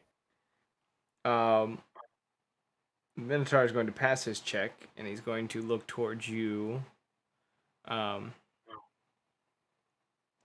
As this happens, as you kind of put on the helm, you do hear the Wendigo within your head simply just growl the words hunger. And you feel yourself beginning to drool. I could just imagine just the bones cracking and it's transforming, and the Minotaur initially looking down at Errol, now having to look up. He doesn't seem phased, but he's definitely somewhat taken aback. Is there drool dripping down onto his face, please? Pretty much, yes.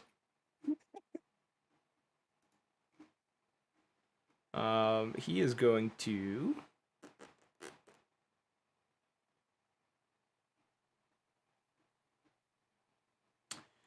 Yeah. He's gonna try and beat the shit out of you. That's not gonna go well. Um, The AC is 18, by the way. Or hold up, double checking. he's gonna Yes, hit. 18. He's gonna hit all 3 attacks.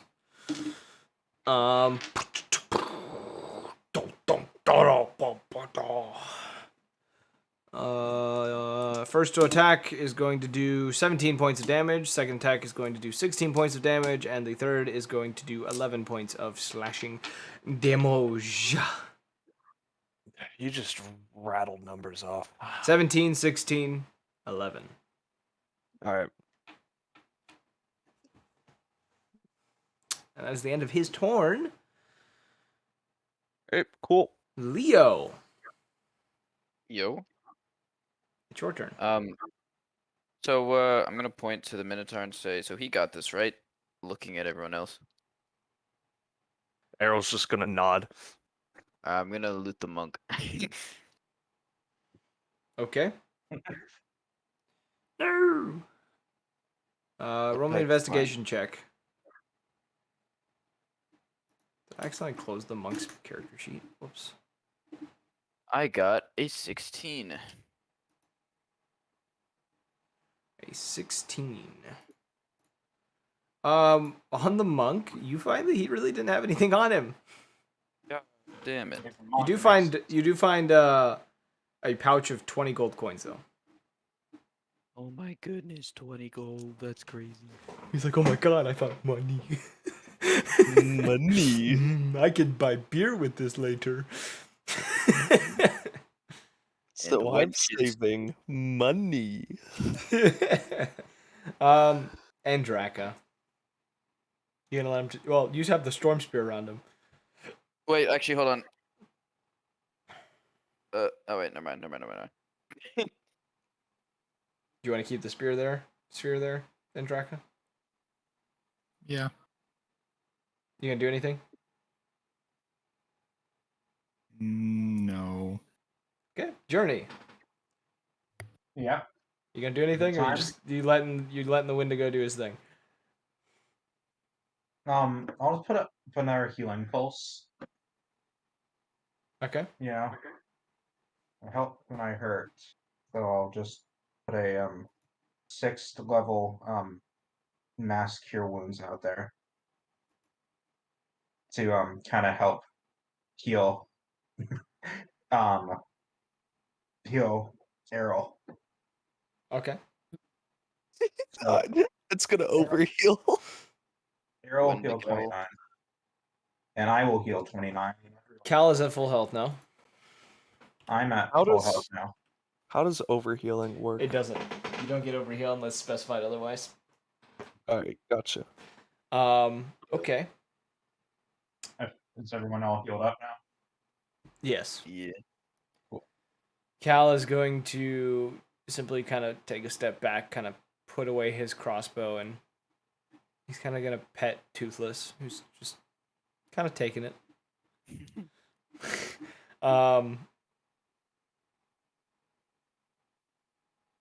Errol, it's your turn. I will make a note. Galnora did, whenever this does happen, she's going to sheathe both of her swords and is going to go over to Journey and simply put her arms around Journey. Almost like a Alright, bear hug of some sort. Is that a hug from behind? Yes, hug from behind. Okay.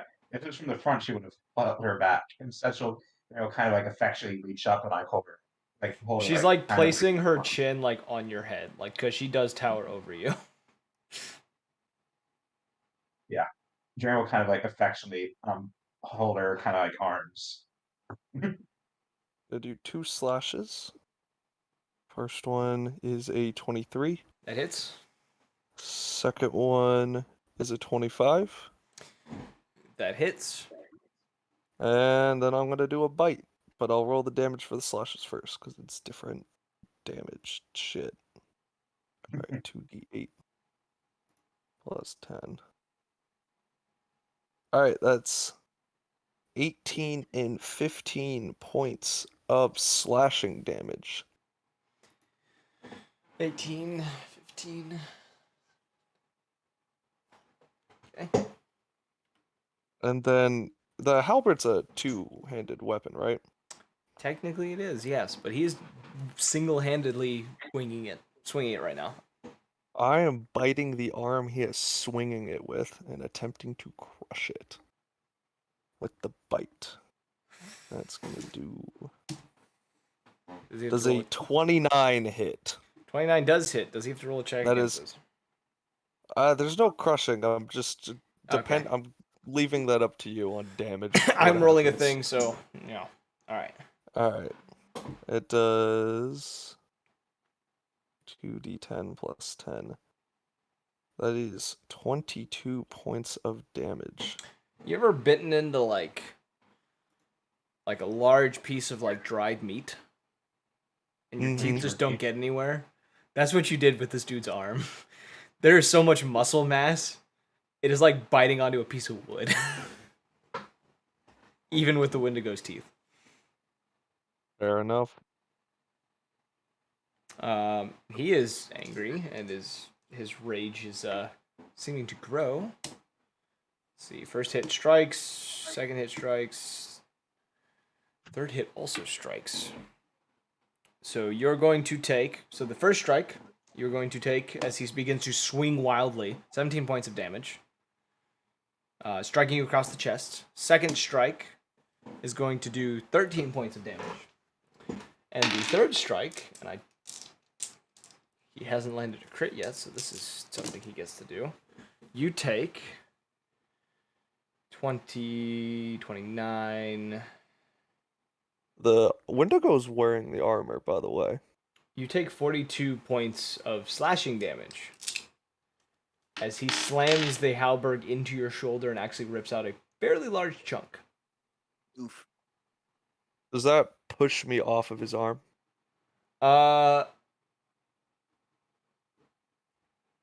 Roll me a con save to see if you let go. Let's see, what is this mod? Plus 10. Holy shit. All right. 26. Yeah, you hold on. The monk is dead. Leo's just chilling. Galnora's doing her thing. Everyone else is doing their thing. Errol, it's your turn again. Wait, I want to do something on my Oh, what do turn. you want to do? I want to start casting a ritual spell. What are you It's gonna casting? take 10 minutes. Speak to animals. Okay, yeah, you're gonna take your time to do that. Errol, my boy. Gonna rip back with the bite. See how much I pull off. Would that be another bite attack? Yeah, use it as another bite attack. All right. 24. That hits. All right. Da-na-na-na, da-da-da. Na-na-na-na. Who the hell is calling me? It's me. 25 points of.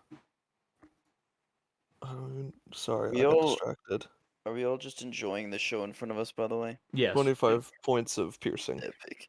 And then Okay. I will heal for food.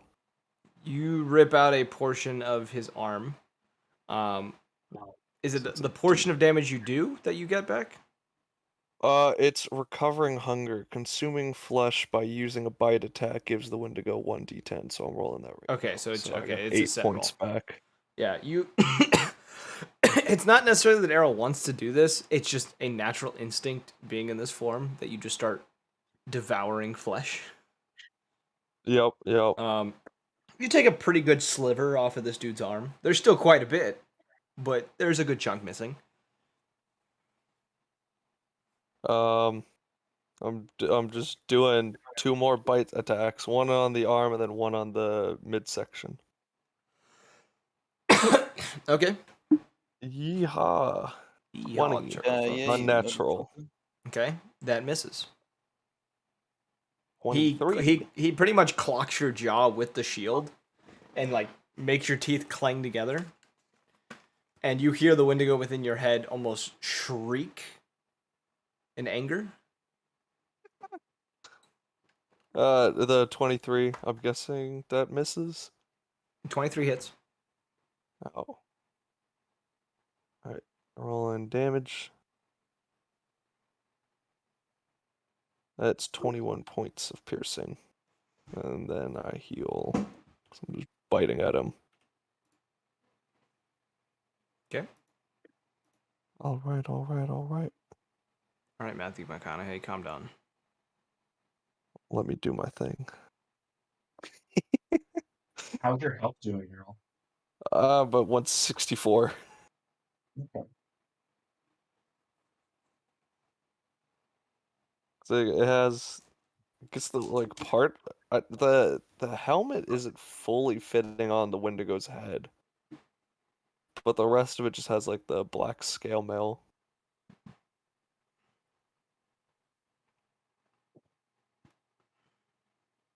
Na.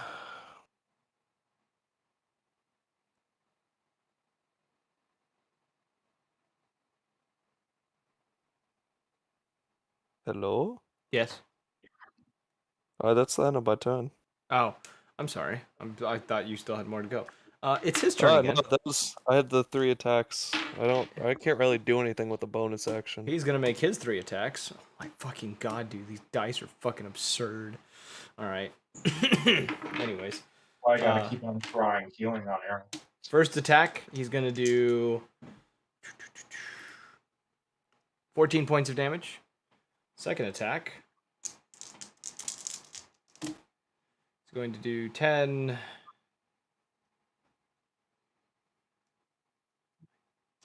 26 points of slashing damage.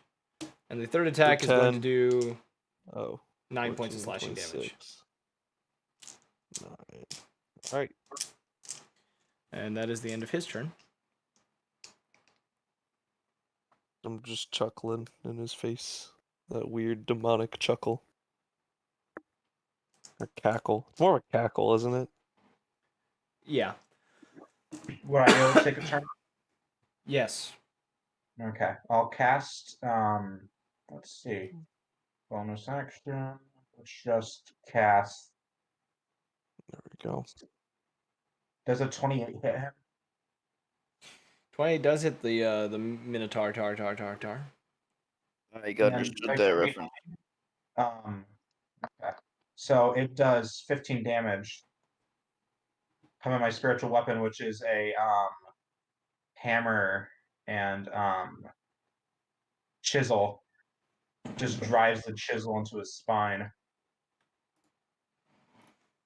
And then I'll use a 5th level cure wounds on Errol. Are you gonna go touch Errol? I'll send over my what's that called? You're My familiar? familiar. Yeah. Let me So check. he'll heal 32 damage. I'm gonna check something real fast.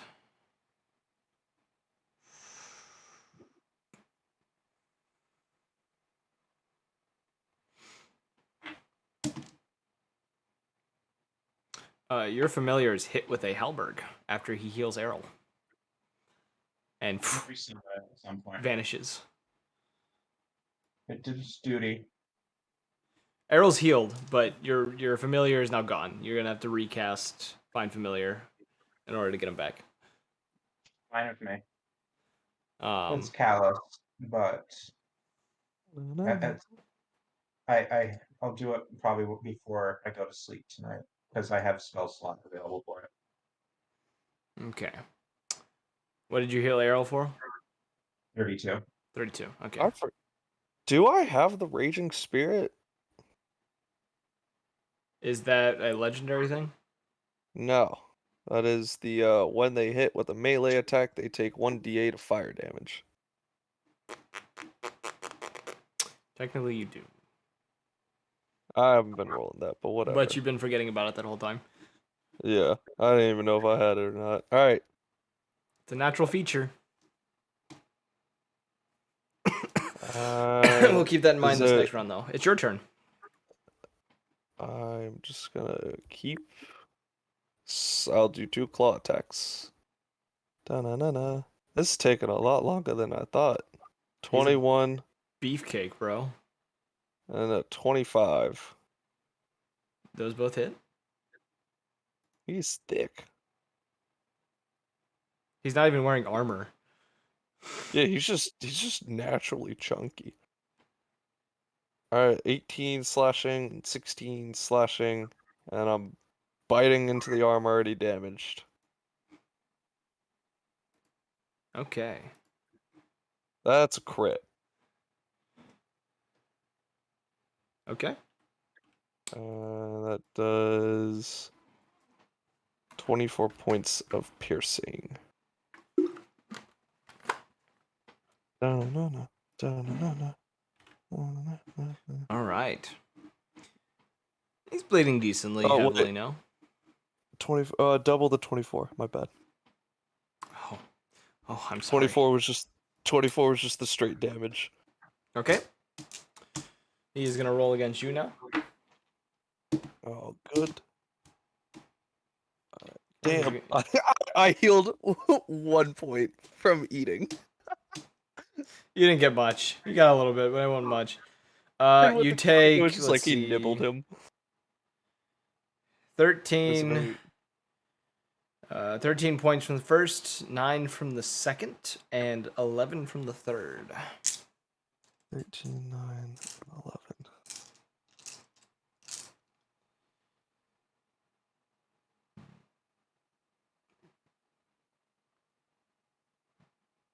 That go through. All right.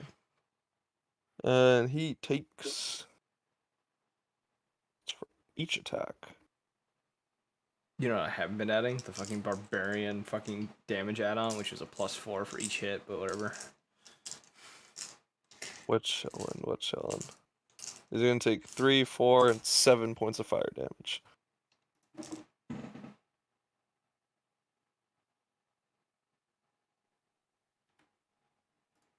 Okay. Na. We're just trading blows at this point. Is Essentially. How bloody does he look? Very. Like he's missing several chunks of flesh out of his arms, chest, neck, everything. What would a backhand be? Claw attack. All right, I'm gonna do one swipe and then bring it back to backhand him.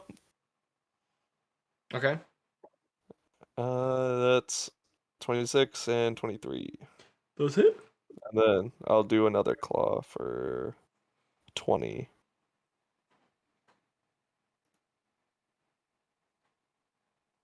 All right, 12, 23, and 16 slashing damage. 12, 23, 16. And 16. 12, 23, 16. Okay. He's gonna take his turn. He's gonna swing at you 3 more times. Hot damn. All right. You're going to take 17 on the first hit, 15 on the second, and 15, 24 on the 24 plus. Okay, wait. 24. 40 points for that last one, because I forgot to add the +4 to the other one, so I'm just adding it to that one. What was it? 24. You're 40. 15. 40 points at the end. Just put 40 at the end. Yeah. All right. Cool. Your All right. turn. He takes 4, 3, and 2 points of fire damage. 4, 3, 2. Okay. I'm just gonna, I don't know, trample. Yeah. Okay. I used to roll a DC 15 strength saving throw. He Otherwise, he's passes. not. All right, he's chilling then. And then he takes 2d10 plus 10. At 16, I'm clawing him. 22 and 28. So do those both hit? Yeah. That's 23 and then 23 slashing. So you cross slash him, watching guts pour out everything, and he kind of falls to his knees for a moment. Kind of like how you die in Elden Ring, he kind of turns to dust. Aww. And then 20 feet wanted from you, his- he makes a reappearance. And I a ring that wanted was his on skull. and the ring on his finger seems to melt away and drip into the snow at his feet. Does he he still looks- look bloodied as hell? Pretty much. He's not as bloodied, but he is bloodied still. I'm just walking over to him. Well, a dex throw? I'm gonna. Saving throw? All right.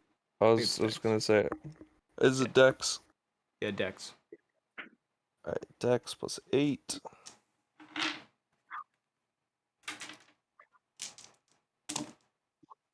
$27. Okay, you're going to take half, which 10, 16, 19. You're going to take 9 points of psychic damage. And then Oh, spicy. he's going to swing at you twice. He's going to hit both. These are the dice. You're going to take 15 and 9 points of slashing. I'm assuming the next attack will kill him. I'm not telling you. All right. Well, I'm gonna hit him with a claw attack, and then use my other 2 actions to try and rip his head off. Okay. What the hell? All right. Does a 21 hit for first claw? It just hits. Beautimus. It's 19 points of slashing, and then I'm gonna roll strength and try to pry his head off. He's going to contest you. I wish him luck. What is my strength? Is it strength modifier plus 5? Na-na-na-na. That is a 23. He rolled a 27. Holy shit. He keeps your All hands right. away from his head. I'm gonna do it again. This man's a beefcake. Okay. 22. He rolled a 23. God damn it. He's a very high strength, bro. The Wendigo just kind of tilts his head in like disappointment. He's gonna get swingy with it. He's gonna hit you with both attacks. 16, 15. 2 things of slashing damage to take. 6 and 7 points of fire. And he's gonna hit you with 1 more. That hits. It's like one ditch effort to like do damage. He's gonna do 15, 19, 20, 33 points of slashing. Yeah. And 5 points of fire.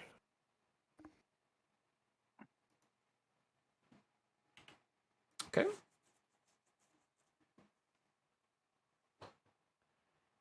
Your turn. We're just gonna kind of look over at the others, kind of disappointed. And just look back at him. And I'm gonna make a claw attack at his neck. Can you roll me on a wisdom saving throw with disadvantage? Wisdom saving throw. I have a plus. Why does it have a plus 10? Because you're of level to get to that point. That's a 22. Oh, I meant the Wendigo. There's a saving throw of plus 10.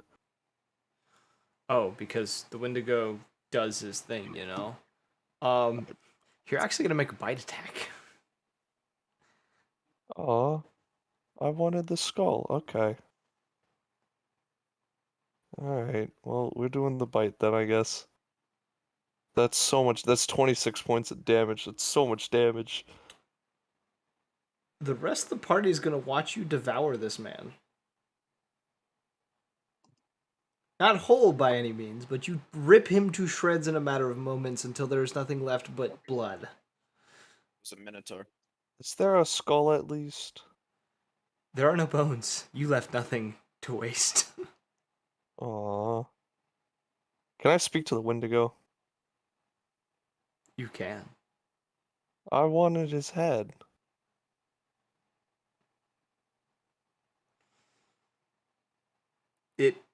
Within your head, you hear the same familiar kind of billow before it simply said, I wanted the meal. But you have a horn. There's the horn on the ground still. The horn is still there. Welcome. As as much as I could portray this with, because I can't speak, but just as much as I could portray this with like body language, I'm gonna walk over to the monk, just very disappointed, pick up the leg, and then just hold it above my head, open the jaw, and then just drop it straight in. Just Like a start goat. munching on the monk body as well. All right, you And devour then the monk I'm as gonna well. spit up any non-edible parts. There's nothing to spit up. All right, he just ate the entire thing. As a Wendigo, Goddamn. they burn everything. Nothing goes to waste. You are a starving spirit. You will eat everything. Now the moment of truth. Can Errol get back to normal? Roll me the check. Oh, this could go south so quickly. I use my modifier, Use right? yours modifier, Yeah. which is the same as his. No, wait, no, Oh, your no. wisdom is less. Never mind. I am lower. Oh no. I got a 6. That's the first time I failed. Do you have advantage? I can't remember. I have the armor on, but I don't know if I have an advantage in this situation. I'll re-roll it. I'm gonna double check. Um, Because the armor gives advantage on saving throws. if you're wearing the armor, you would have it. I was allowing you to have that, yeah. Oh no, it doesn't get any better. Does a 10 pass? No. Oh no. You take a single strike as the Wendigo begins to kind of threaten to take control of your body. You do what you wish with the Wendigo, because he now attacks anything.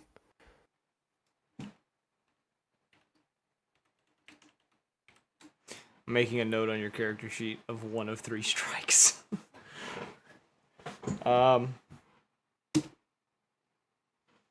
Without thinking about it, you're going to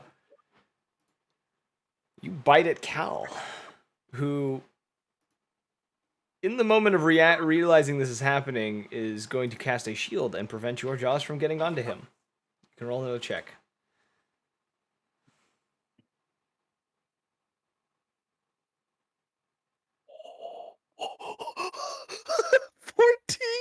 Oh god! You have advantage. That was with advantage! That's 2 strikes. This is so bad! Escalating. Oh, Would've wait, known what that kind of this was check is he coming back. making? He has to make a wisdom check or wisdom saving Um, throw against Kind of the Wendigo. seeing what's happening, can Journey cast a spell on him? Yes, he will attack Cal again though. He's gonna She's hit going to Cal this cast time. enhance ability. She's going to cast Owl's Wisdom, so he'll have advantage on Wisdom check. He has advantage already. Advantage already. No, he'll have double advantage. Roll me damage for a bite attack on Cal. Oh, poor Cal. Should I roll hit first? No, I already rolled the hit. Alright. Damage is an 18. Cal cries in pain as he is bitten by the Wendigo. Alright, ladies and gentlemen, will this be the end of Errol? The first Oh. roll is an 8. It Okay. is not looking good, gentlemen. Oh I'm my going to God. cast Bardic Inspiration on I got a 16. Holy That's shit. enough. That's enough. You watch as the Wendigo, as it lets go of Cal, grabs onto its head and begins to pull frantically. before there is a roar, a snap, and Errol is on the ground next to the helm. Blood dripping from his beak. Not his blood, by any means. And the helm is next to him. Blood dripping from it as well.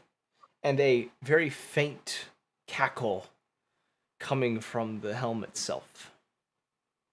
Dude, Errol looks like he's shitting bricks right now. Journey's gonna cast Cure Wounds on Cal at the 3rd level. Okay. Journey's gonna look over to Errol, like very concerned, like what just happened. That's a first. I lost control of him. Twice.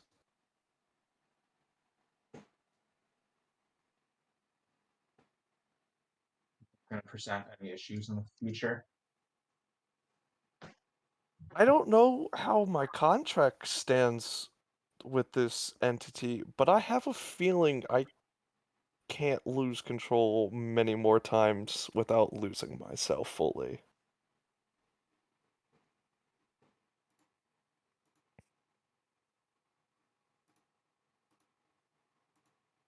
How much health did Cal heal? 19. 19 points. I didn't hear that part. I saw it flash on the screen. I got a question about Yes. the 3 strikes. Is that 3 strikes in total, or is it 3 strikes per long rest? I'm going to go with it's 3 strikes in total, but you lose a strike every time you take a long rest. Okay. It works like exhaustion. Alright. Spicy. It adds a little more flair to Terrifying. it. It is terrifying, isn't it? Terrifying. I think the worst part was just seeing Seeing the results of your actions. one of the rolls with advantage, I shit you not, was a 2. Oh god. Cal kind of, Oh, after being healed, kind of steps I am forward. so sorry, Cal. He picks up the skull and kind of just looks towards you and just says, I think we should let this one rest for a while, and kind of offers it back to you. Arrow's just gonna open the bag and go put it in this one. That's where I have all the bodies. He drops it into the bag of holding. Things we stay in casual conversation. Speaking of bodies, The chaos I'm gonna crew. like, would I be able to peer my head into the bag and see that the arm and the leg, as well as I think a finger, is now like rotting? Yes. All right, that's disgusting. Ugh. Ugh. You I'm can't gonna breathe kinda, in the like, bag because there is no air in the bag. But like, Errol's gonna, as soon as I pop my head back out, kind of like gag and seal that bag up, tuck it away. Imagining like an apple gagging. Like, you know how they cough up the pellets? I might Yeah. spit up one of those. just watch like Guardians of Gahul. It'll give you an idea. They do it at least once in that movie. Great movie. That is a great Disgusting. movie. That was my Fast childhood. And then she's just going to kind of stand up on her tippy toes, give Galnora kind of like a peck on the cheek, and kind of slip out of like her hug. Real question is, why were they here? Well, did they happen to say anything to you before we showed up? No, the Minotaur didn't speak much. All he says is, we won't let you get to the mistress. So, Well, what mistress do we know that we've been dealing with? well, yeah, Or I might be stupid, but I'm not that dumb. It's obviously the dragon. And then I'll pause and go, the dragon lady. Little neurons are firing. The My 2 little tabaxi. brain cells. Yeah.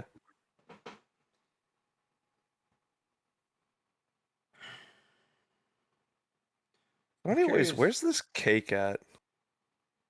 Agreed. you ate the cake. Do they have it? The cake is a lie. God, It's not. Don't say that. I was really looking forward to it. As you, I'll say this, as Journey, as you like kind of slip Galnora that kiss, she kind of drops her werebearer form because she was the werebearer that entire time. Yeah. And then as she drops it, and you can see she's blushing a little bit. She kind of follows behind you. Good. As she kind of slips out, she'll like kind of run her hand kind of like along her cheek, and just kind of like as she's sticking her lips out to slip out. The most seductive way possible. Yeah. Only the professionals know how to do it right. Talking about yourself? No, I am no Obviously. professional of seduction. Yeah, I have no professional of seduction. You know, I- just He's charisma lying. 20 things. So, where to next? I want some magical items.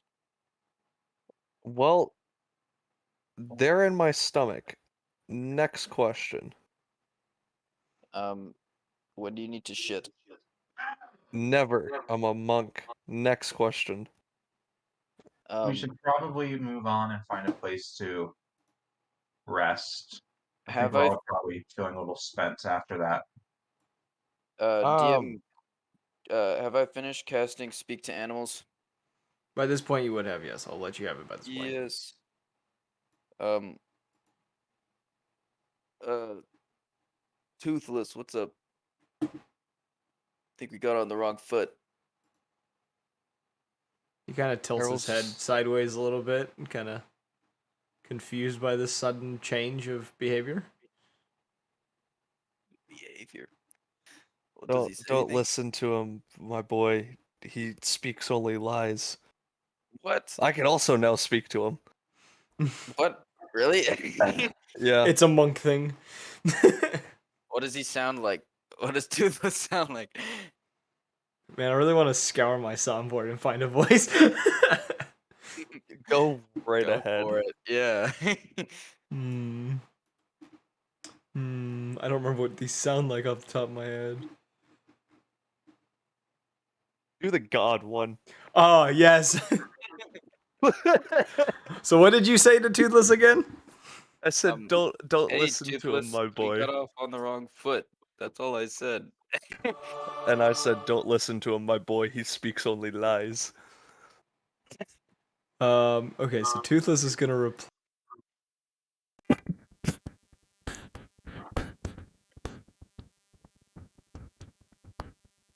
I don't hear anything. Yeah, is he speaking? Sorry, I'm All I thinking. hear is- I was like gonna say something, and then I like blanked out. I was like, "The fuck is he gonna say?" Here's what. He cut out. Why should I speak to him? Bruh. Toothless is the narrator. Who's he saying that to? Me or You. He's talking to you. Liv? He's talking to you specifically. So why should I Liz, speak to him? he- Because I can speak to you now. It's a trick. Give him a thumbs up. Toothless. Are you familiar with neutering?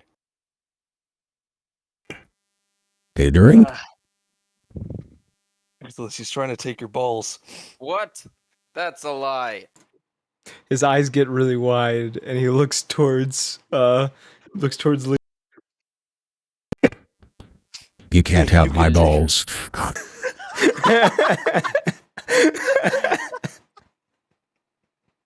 I have no idea what this I'm sounds gonna- like, by the way.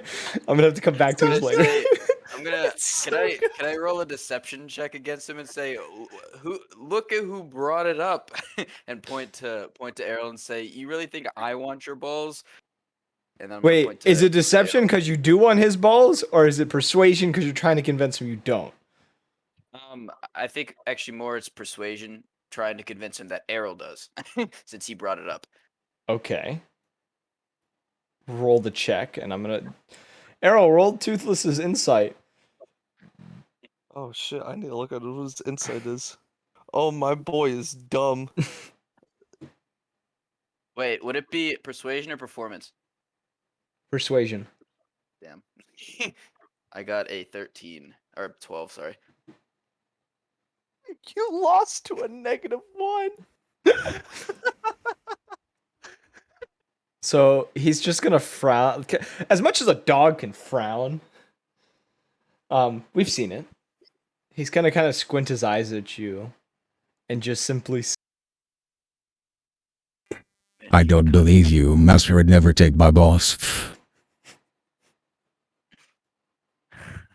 What proof do you have that I do? He just kind of growls. Kind of hairs on the back of his head kind of flare up a little bit. Yeah, good boy. Here's your food. I'm gonna cross my arms and say, why would I choose to cast a spell to speak to animals just to say I'm taking your balls? That seems like a thing you would do, Leo. Let's be real here. Bruh. Errol is saying that. Toothless is just kind of sitting there, kind of. He's growling until you give him his food, and then he's just kind of munching on his food.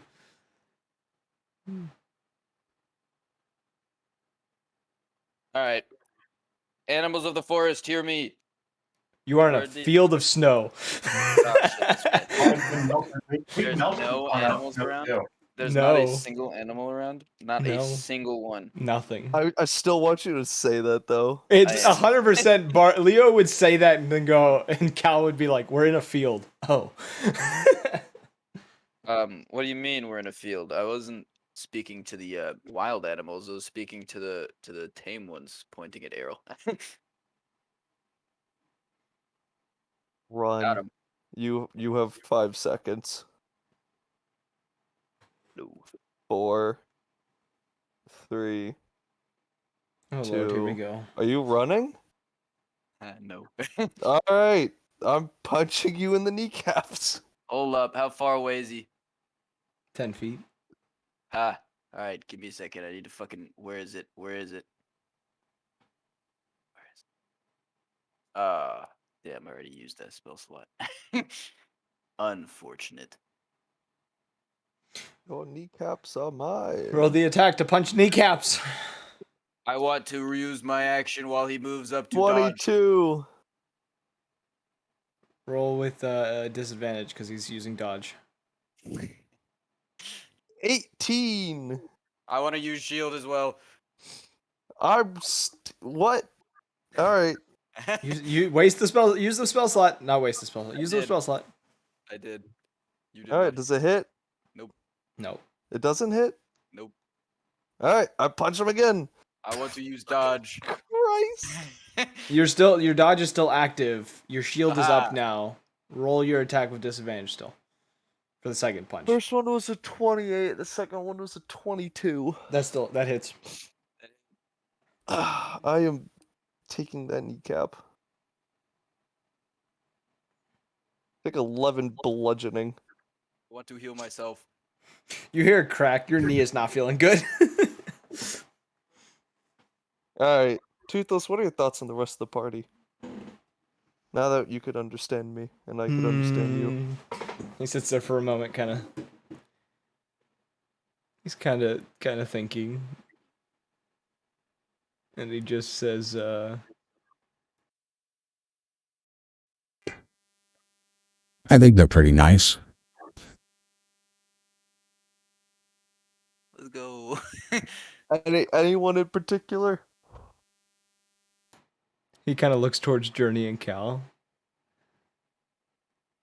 and kind of looks back to you. He doesn't really say anything else. He just kind of looks to those two. June be like, Solid "Aw." answer. His tail's wagging a little bit. More food. All right. We gotta make camp. I can't believe the narrator voice became fucking toothless. It's so good. You need to listen back on it. It's so good. Timestamp's like 250, I think is the time. Okay. I guess we hunker down for the night. Well, you guys it's midday. You still have some Oh, traveling we you travel. can do. Okay. So you all travel a little further for the rest of the day. Getting Within the 10 minutes, did I see another animal? no, Damn. there's nothing out here. Certain Definitely individual will know exactly why there's nothing out here, but the rest of you would have no clue. Can I do an investigation? See if there's anything weird. Sure.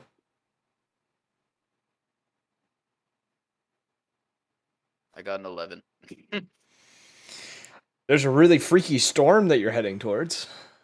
That might Yo, cause storm looks something. that storm looks really freaky. Can I do an? Would it be an insight to figure out who's causing the storm?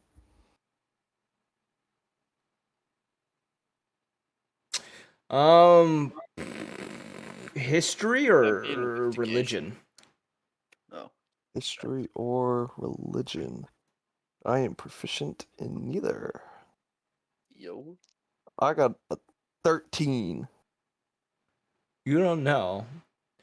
I don't know why in my head when you were saying that, the first thing that went through my head was just Toothless just being out of nowhere, just The consequences of the Industrial Revolution. I don't know why that went through my head. I now just hear him speaking as we travel. He's just saying random things. He's saying random things, and they're super smart, but they don't mean anything because he doesn't know what they mean. He has a higher intelligence than me. Yes. He just randomly the Industrial Revolution and its consequences, things like that. As we travel, can I get closer to Toothless and start teaching him words? Funny like things. Fitness gram patient Because- test. What the fuck? Sorry, I was attacked. Anyways, No, that's Toothless's reaction to him getting close. yes, that's Toothless.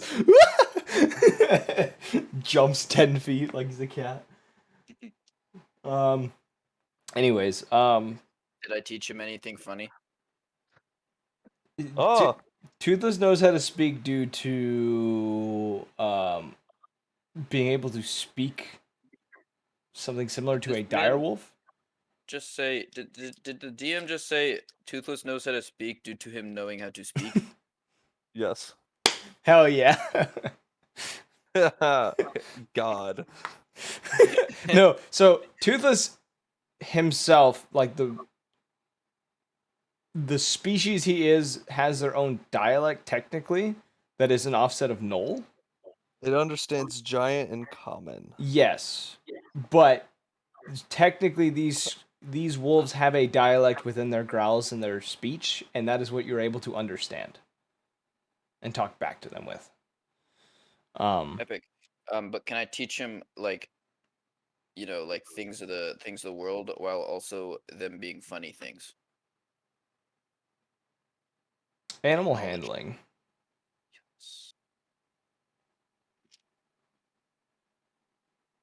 14.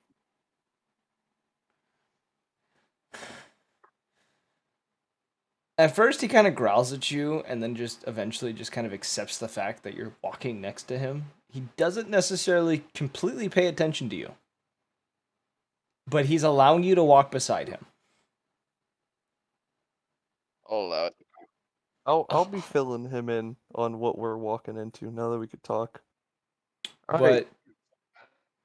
as the day comes to an end, you all begin to find the sun setting, and you find yourself still in the middle of a plain. You see Cal kind of glance around for a moment before letting out a sigh, and he reaches into his jacket, kind of the coat that the very torn up coat by this point that he has, and you see him pull out this kind of, he like reaches into a bag of holding, and you find him pull out this like small almost like stone arch, and he kind of places it onto the ground. He says, if you give me a minute, I can make us something for the night. I could always just put up my tents. I think I have something you'll like better. Not the sound of that. And he takes this kind of stone arch and places it on the ground, kind of gets onto his knees in front of it. And he begins to kind of dig in a space a little bit and place this arch within it and slightly bury part of the arch so it stays standing. And for a moment, he kind of waves a hand over it, kind of muttering arcane words before pulling out what looks to be a small spoon. And he taps it along the top of the arch for a second before pulling up with it. And as he does this, you see a line get torn in the air. This kind of almost like a rip in space, but it's acting more like a zipper than a rip. And as it goes up, and he kind of completes it up after he gets his hand all the way up, the spot that he opens, or the line that he makes, opens up into a doorway. And he slowly kind of pulls open the door. And inside this doorway, you can see what looks to be the front entrance of some sort of mansion. All right, son. So, Cal here is a wizard. He's a bard, but Yes, a he is a wizard. wizard. and he, after he pulls it open, he says, "I think this might be more to the liking at the moment, considering this is probably the last time we will be resting before we encounter something else bigger Knock next on time." wood. But he kind of offers to let you guys walk in before him. All right. He will kind of humbly accept, kind of taking Galnor by the hand. You all Errol's enter. walking in with Toothless, explaining the situation. As you enter this space, you are all kind of caught into a moment of awe as this very large front chamber, kind of the floors consisting of this very nice kind of white marble, pillars made of kind of these like stone pillars, almost kind of a Greek type architecture to them, with a mirroring staircase on either side leading to a second floor. Beyond these stairs on the first floor looks to be an opening into a sort of dining area. On the second level, you can see there are exactly 6 bedrooms that look to be in this space on the second floor, based on the doorway. And you also see that there are these kind of these almost these humanoid entities made of amethyst gem that seem to be acting as almost butlers within this manor. Clearly made from magic, but they seem to be standing by almost like awaiting orders. There are toilets in here. There are toilets. They are on the first floor. I'm bringing Toothless over, and I'm gonna show him how to use a toilet. Oh Lord. I can speak now. Yes. What are the rest of you doing as you find yourself within this large mansion? Hard. Probably just finding a comfy place to sit with my group. Is there a fireplace or anything? There's nothing. Are you asking Cal? Yeah. Cal kind of, as he kind of comes in and closes the door, and as the door kind of closes, it almost seems to disappear, as if like to be transparent to be able to see outside. And he just says, "There should be one with each of the bedrooms upstairs. If the design that I remember putting into this is still correct, it might have changed, but I could be wrong. I started messing with this a few nights ago, and I wasn't sure when to bring it out. But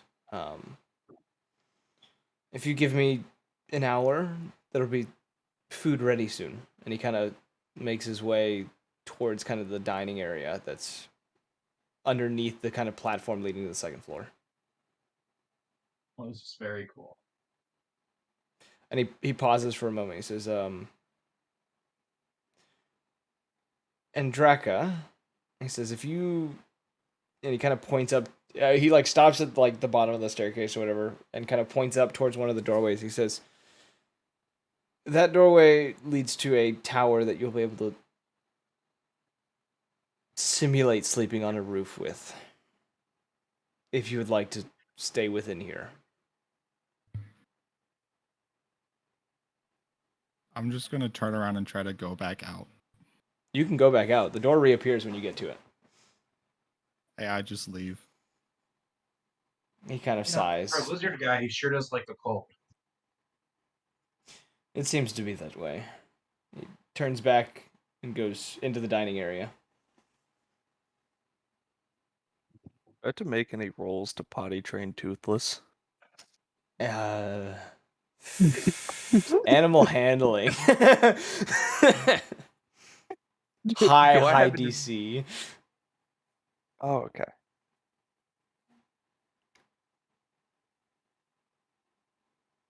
Oh, wait. Could I use... Damn it, I can't switch proficiencies. Can I switch proficiencies?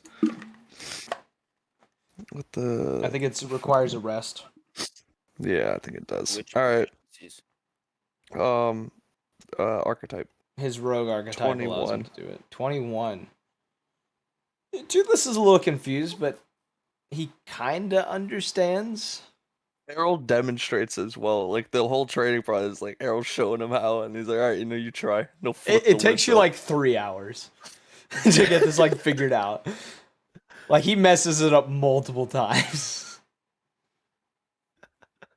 But he figures it out. So bad for anyone just like walking by trying to use the bathroom. They just open the door. Well, Errol so the as you Toothless. two leave, like it takes you're called to dinner at some point. Like we'll say it's the hour that you had. When you are called to dinner, and you go out, you notice one of these amethyst servants or these amethyst like butlers or whatever disappears into that bathroom immediately after. In hand holding like a mop and a bucket and some other things.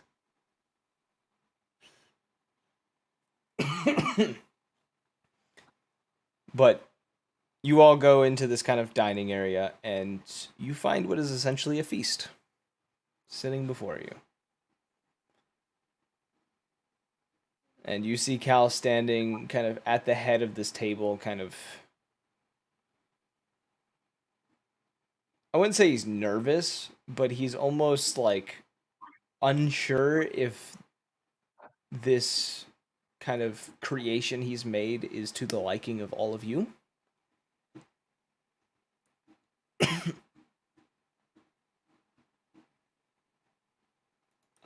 Yes. Are we free to eat? All right. You are free to eat. You sit down. You can sit down and start eating. And there does seem to be a spot for Toothless, not at the table, but near the table, with food on the ground, kind of already positioned for him.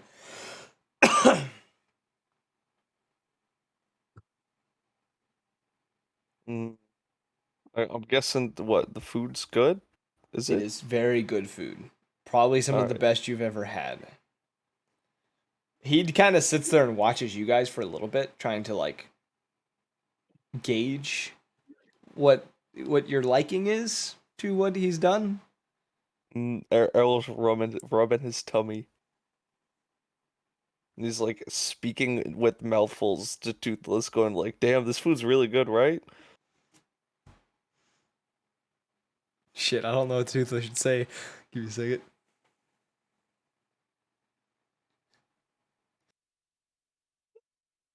Waiting for the god voice. Why does Master never give me steaks like this? I can't cook like that. I gotta talk to.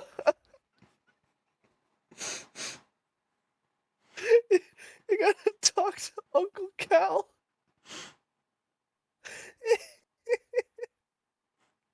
You're losing it. My mouth hurts from smiling.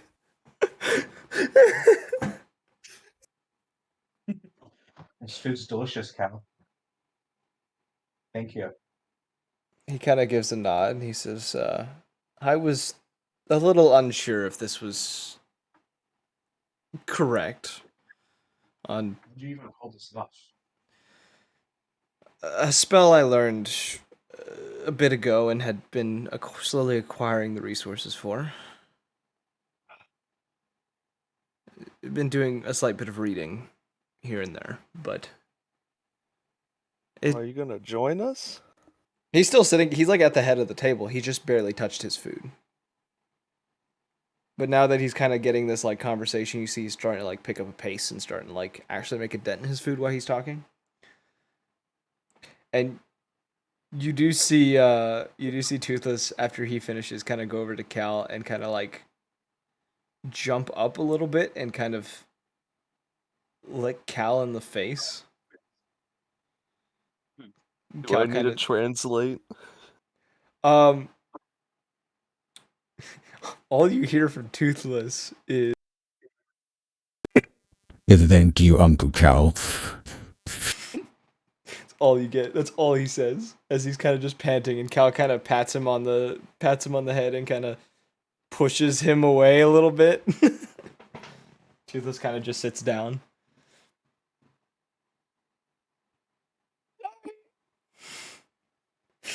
I feel like you're dying because the narrator voice. So funny.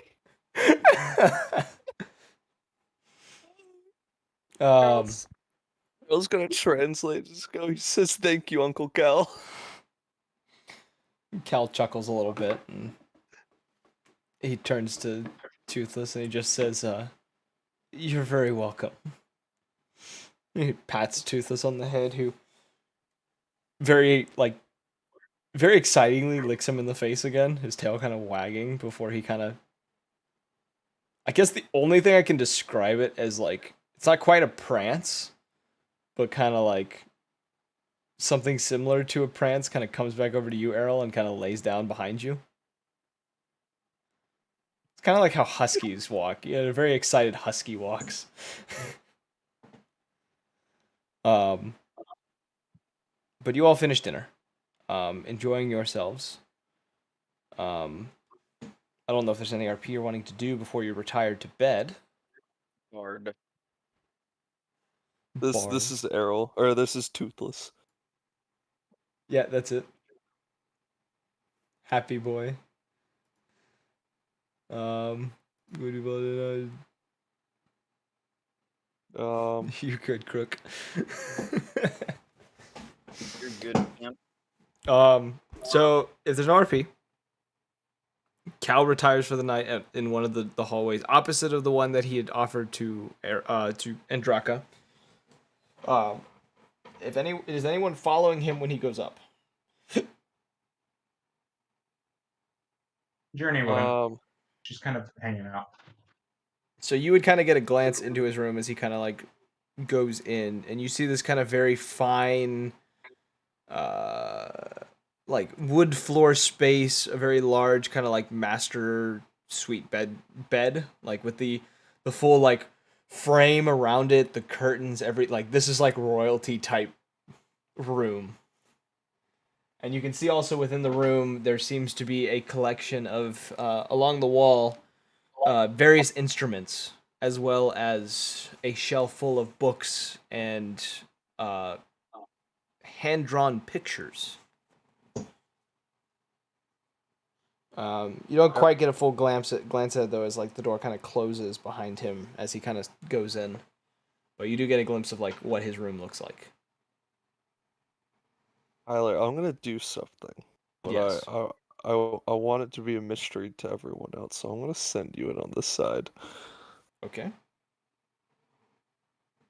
I want it to be a mystery to everyone else.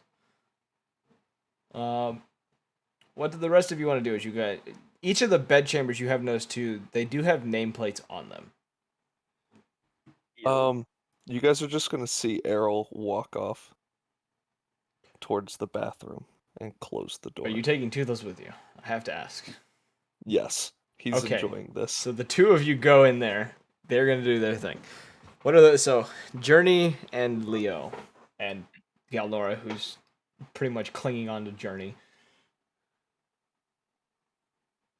Journey would go to her and Gunnor's chamber, and she'd kind of like sit up on the bed and start performing her Find Familiar summon. So entering this chamber, you find a very similar bed to the one that was in Cal's room. The color scheme's a bit different, kind of matches more for what you end up using all the time. You do also notice within this room there are a few instruments he has seen you use, as well as a secondary room within this chamber that looks to be a bathroom, or bathing room specifically. Kind of a tub in there that already seems to have a thing of hot water already kind of in it, as well as, well, there are bubbles. Journey would see that and kind of like, it's just Gunor and I in here, right? Yes, it's just the two of you. Journey would go over to like the bathroom and start kind of like undressing so she can do like her ritual in the bathtub. Mm-hmm. Just kind of like, comfort, because it's like an hour-long ritual. Yeah. And she'd ask like Galnar if like she would care to join her in there, like while she does this. It doesn't take long. She does end up joining you for the time. The two of you kind of just cleaning up and enjoying each other's company within this space. Oh my lord. Do you see what I have planned? 100%. 100% after you hit a certain point. I'm gonna roll for the acrid stuff as well. Okay. Leo, what were you doing? Card. You're going to your room and just playing with your cards? Yes. Okay. The room is set for you. Fairly large bed. They got the curtains and everything. Seems that is the trend in here. He purposely picked this type of style.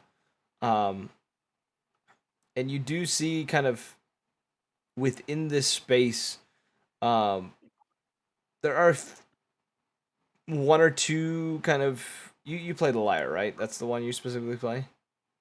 Yes. There are two lyres kind of within this room, kind of like on the wall, kind of different styles. Unlike the other rooms, though, that kind of have these like almost crystal or like amethyst chandeliers that are in the ceiling, your room specifically has these glowing arcane crystals that seem to be floating at the different corners of the room.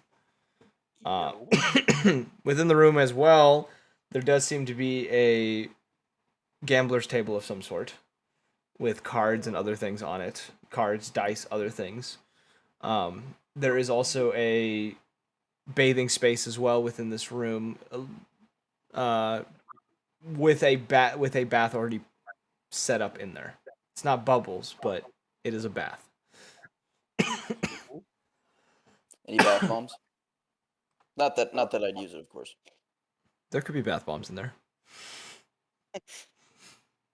Alright, I'm gonna play with any of the game things that, like dice, I guess.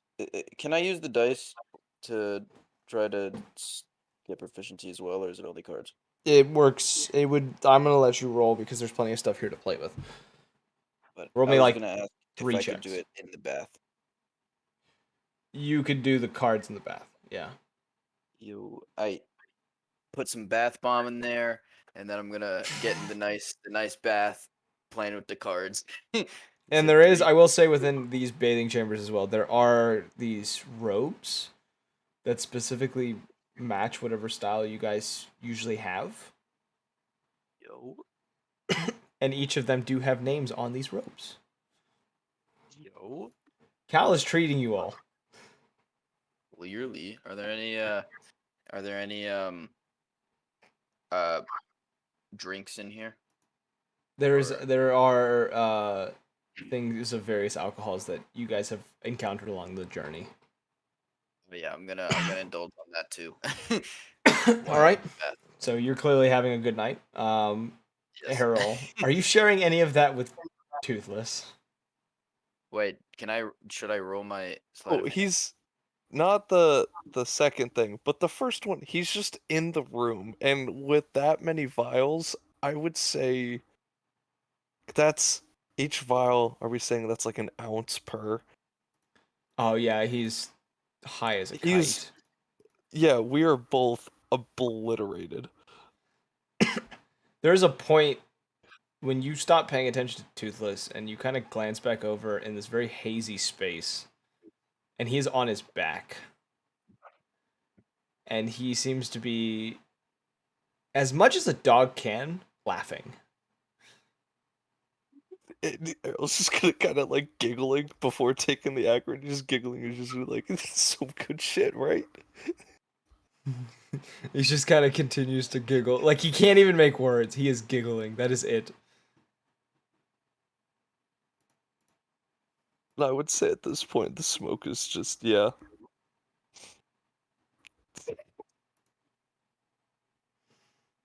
And you said you rolled a what for the acrid? It was a 5 and then a 19 because I think the holly leaf gives advantage on intelligence checks, but disadvantage on dex and wisdom. Oh, I guess I'm doing this Yeah, again. it gets advantage on intelligence checks.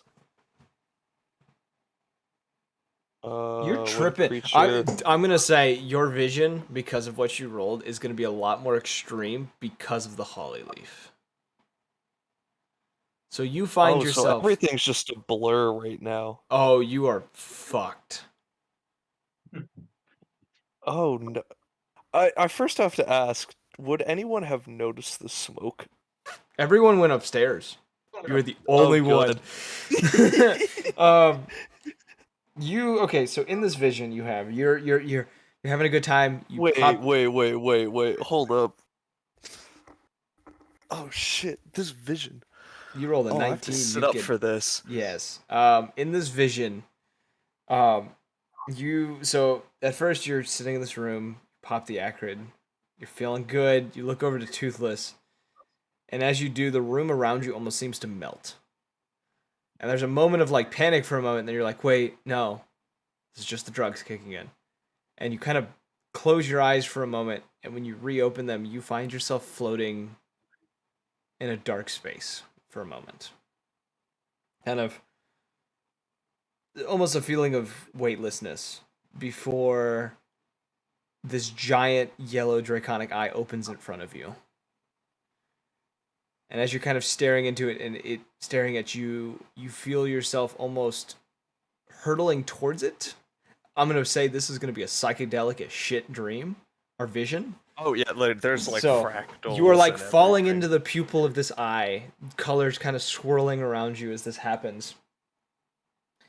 And as you kind of plunge into this eye and you feel yourself almost hit ground for a moment, and you find yourself standing within this temple, the walls shifting, the ground almost seemed to be, the only word I can think of is pulsating under your feet as if it were alive.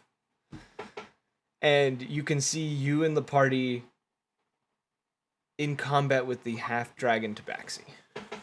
Sort of. Because it's a little tricky to figure out what you're exactly looking at.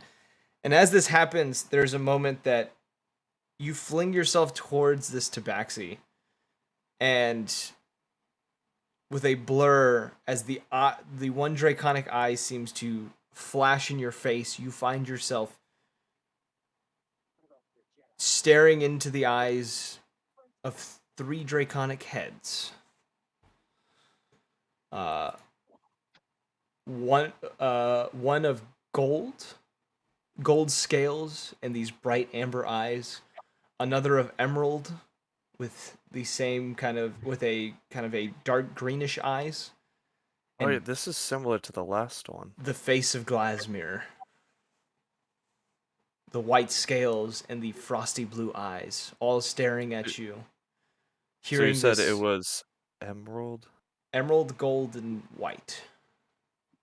Okay. And then the trio all laughing at once. This reverberation of these deep voices just laughing and laughing. before there's a crack, as if a window was to be, or a glass frame is to be, like, you crack the frame. The crack of glass is the word I'm looking for. And there's silence. And your eyes close for a moment, and as they reopen, you find yourself floating in a white space. A giant clock of sorts in front of you. The clock ticking in one direction before it stops. And then starts clicking backwards. Tick, tock, tick, tock.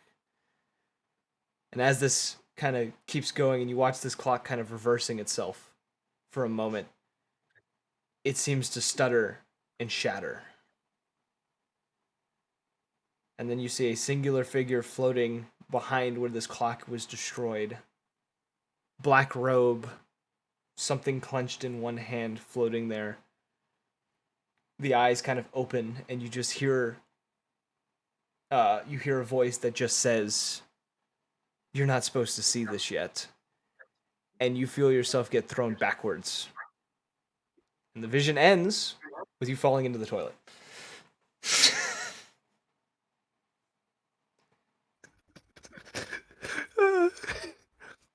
And then the holly leaf is still in effect. All right. 100%. You are still hot boxing in the bathroom.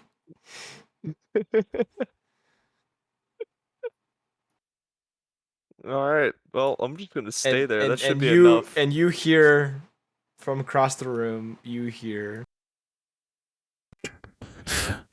Master fell in the glove's bowl.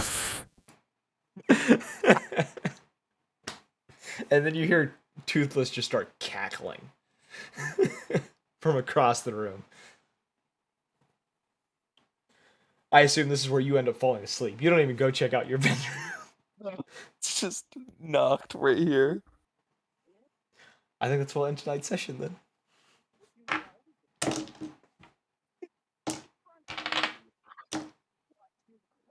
You guys enjoy? Yes. I know Evan is Yeah. fucking dying right now. So I'm guessing you get a long rest in. You get a long rest, and I will say you also get a level. You can take care of that in a minute. I'm going to do the outro.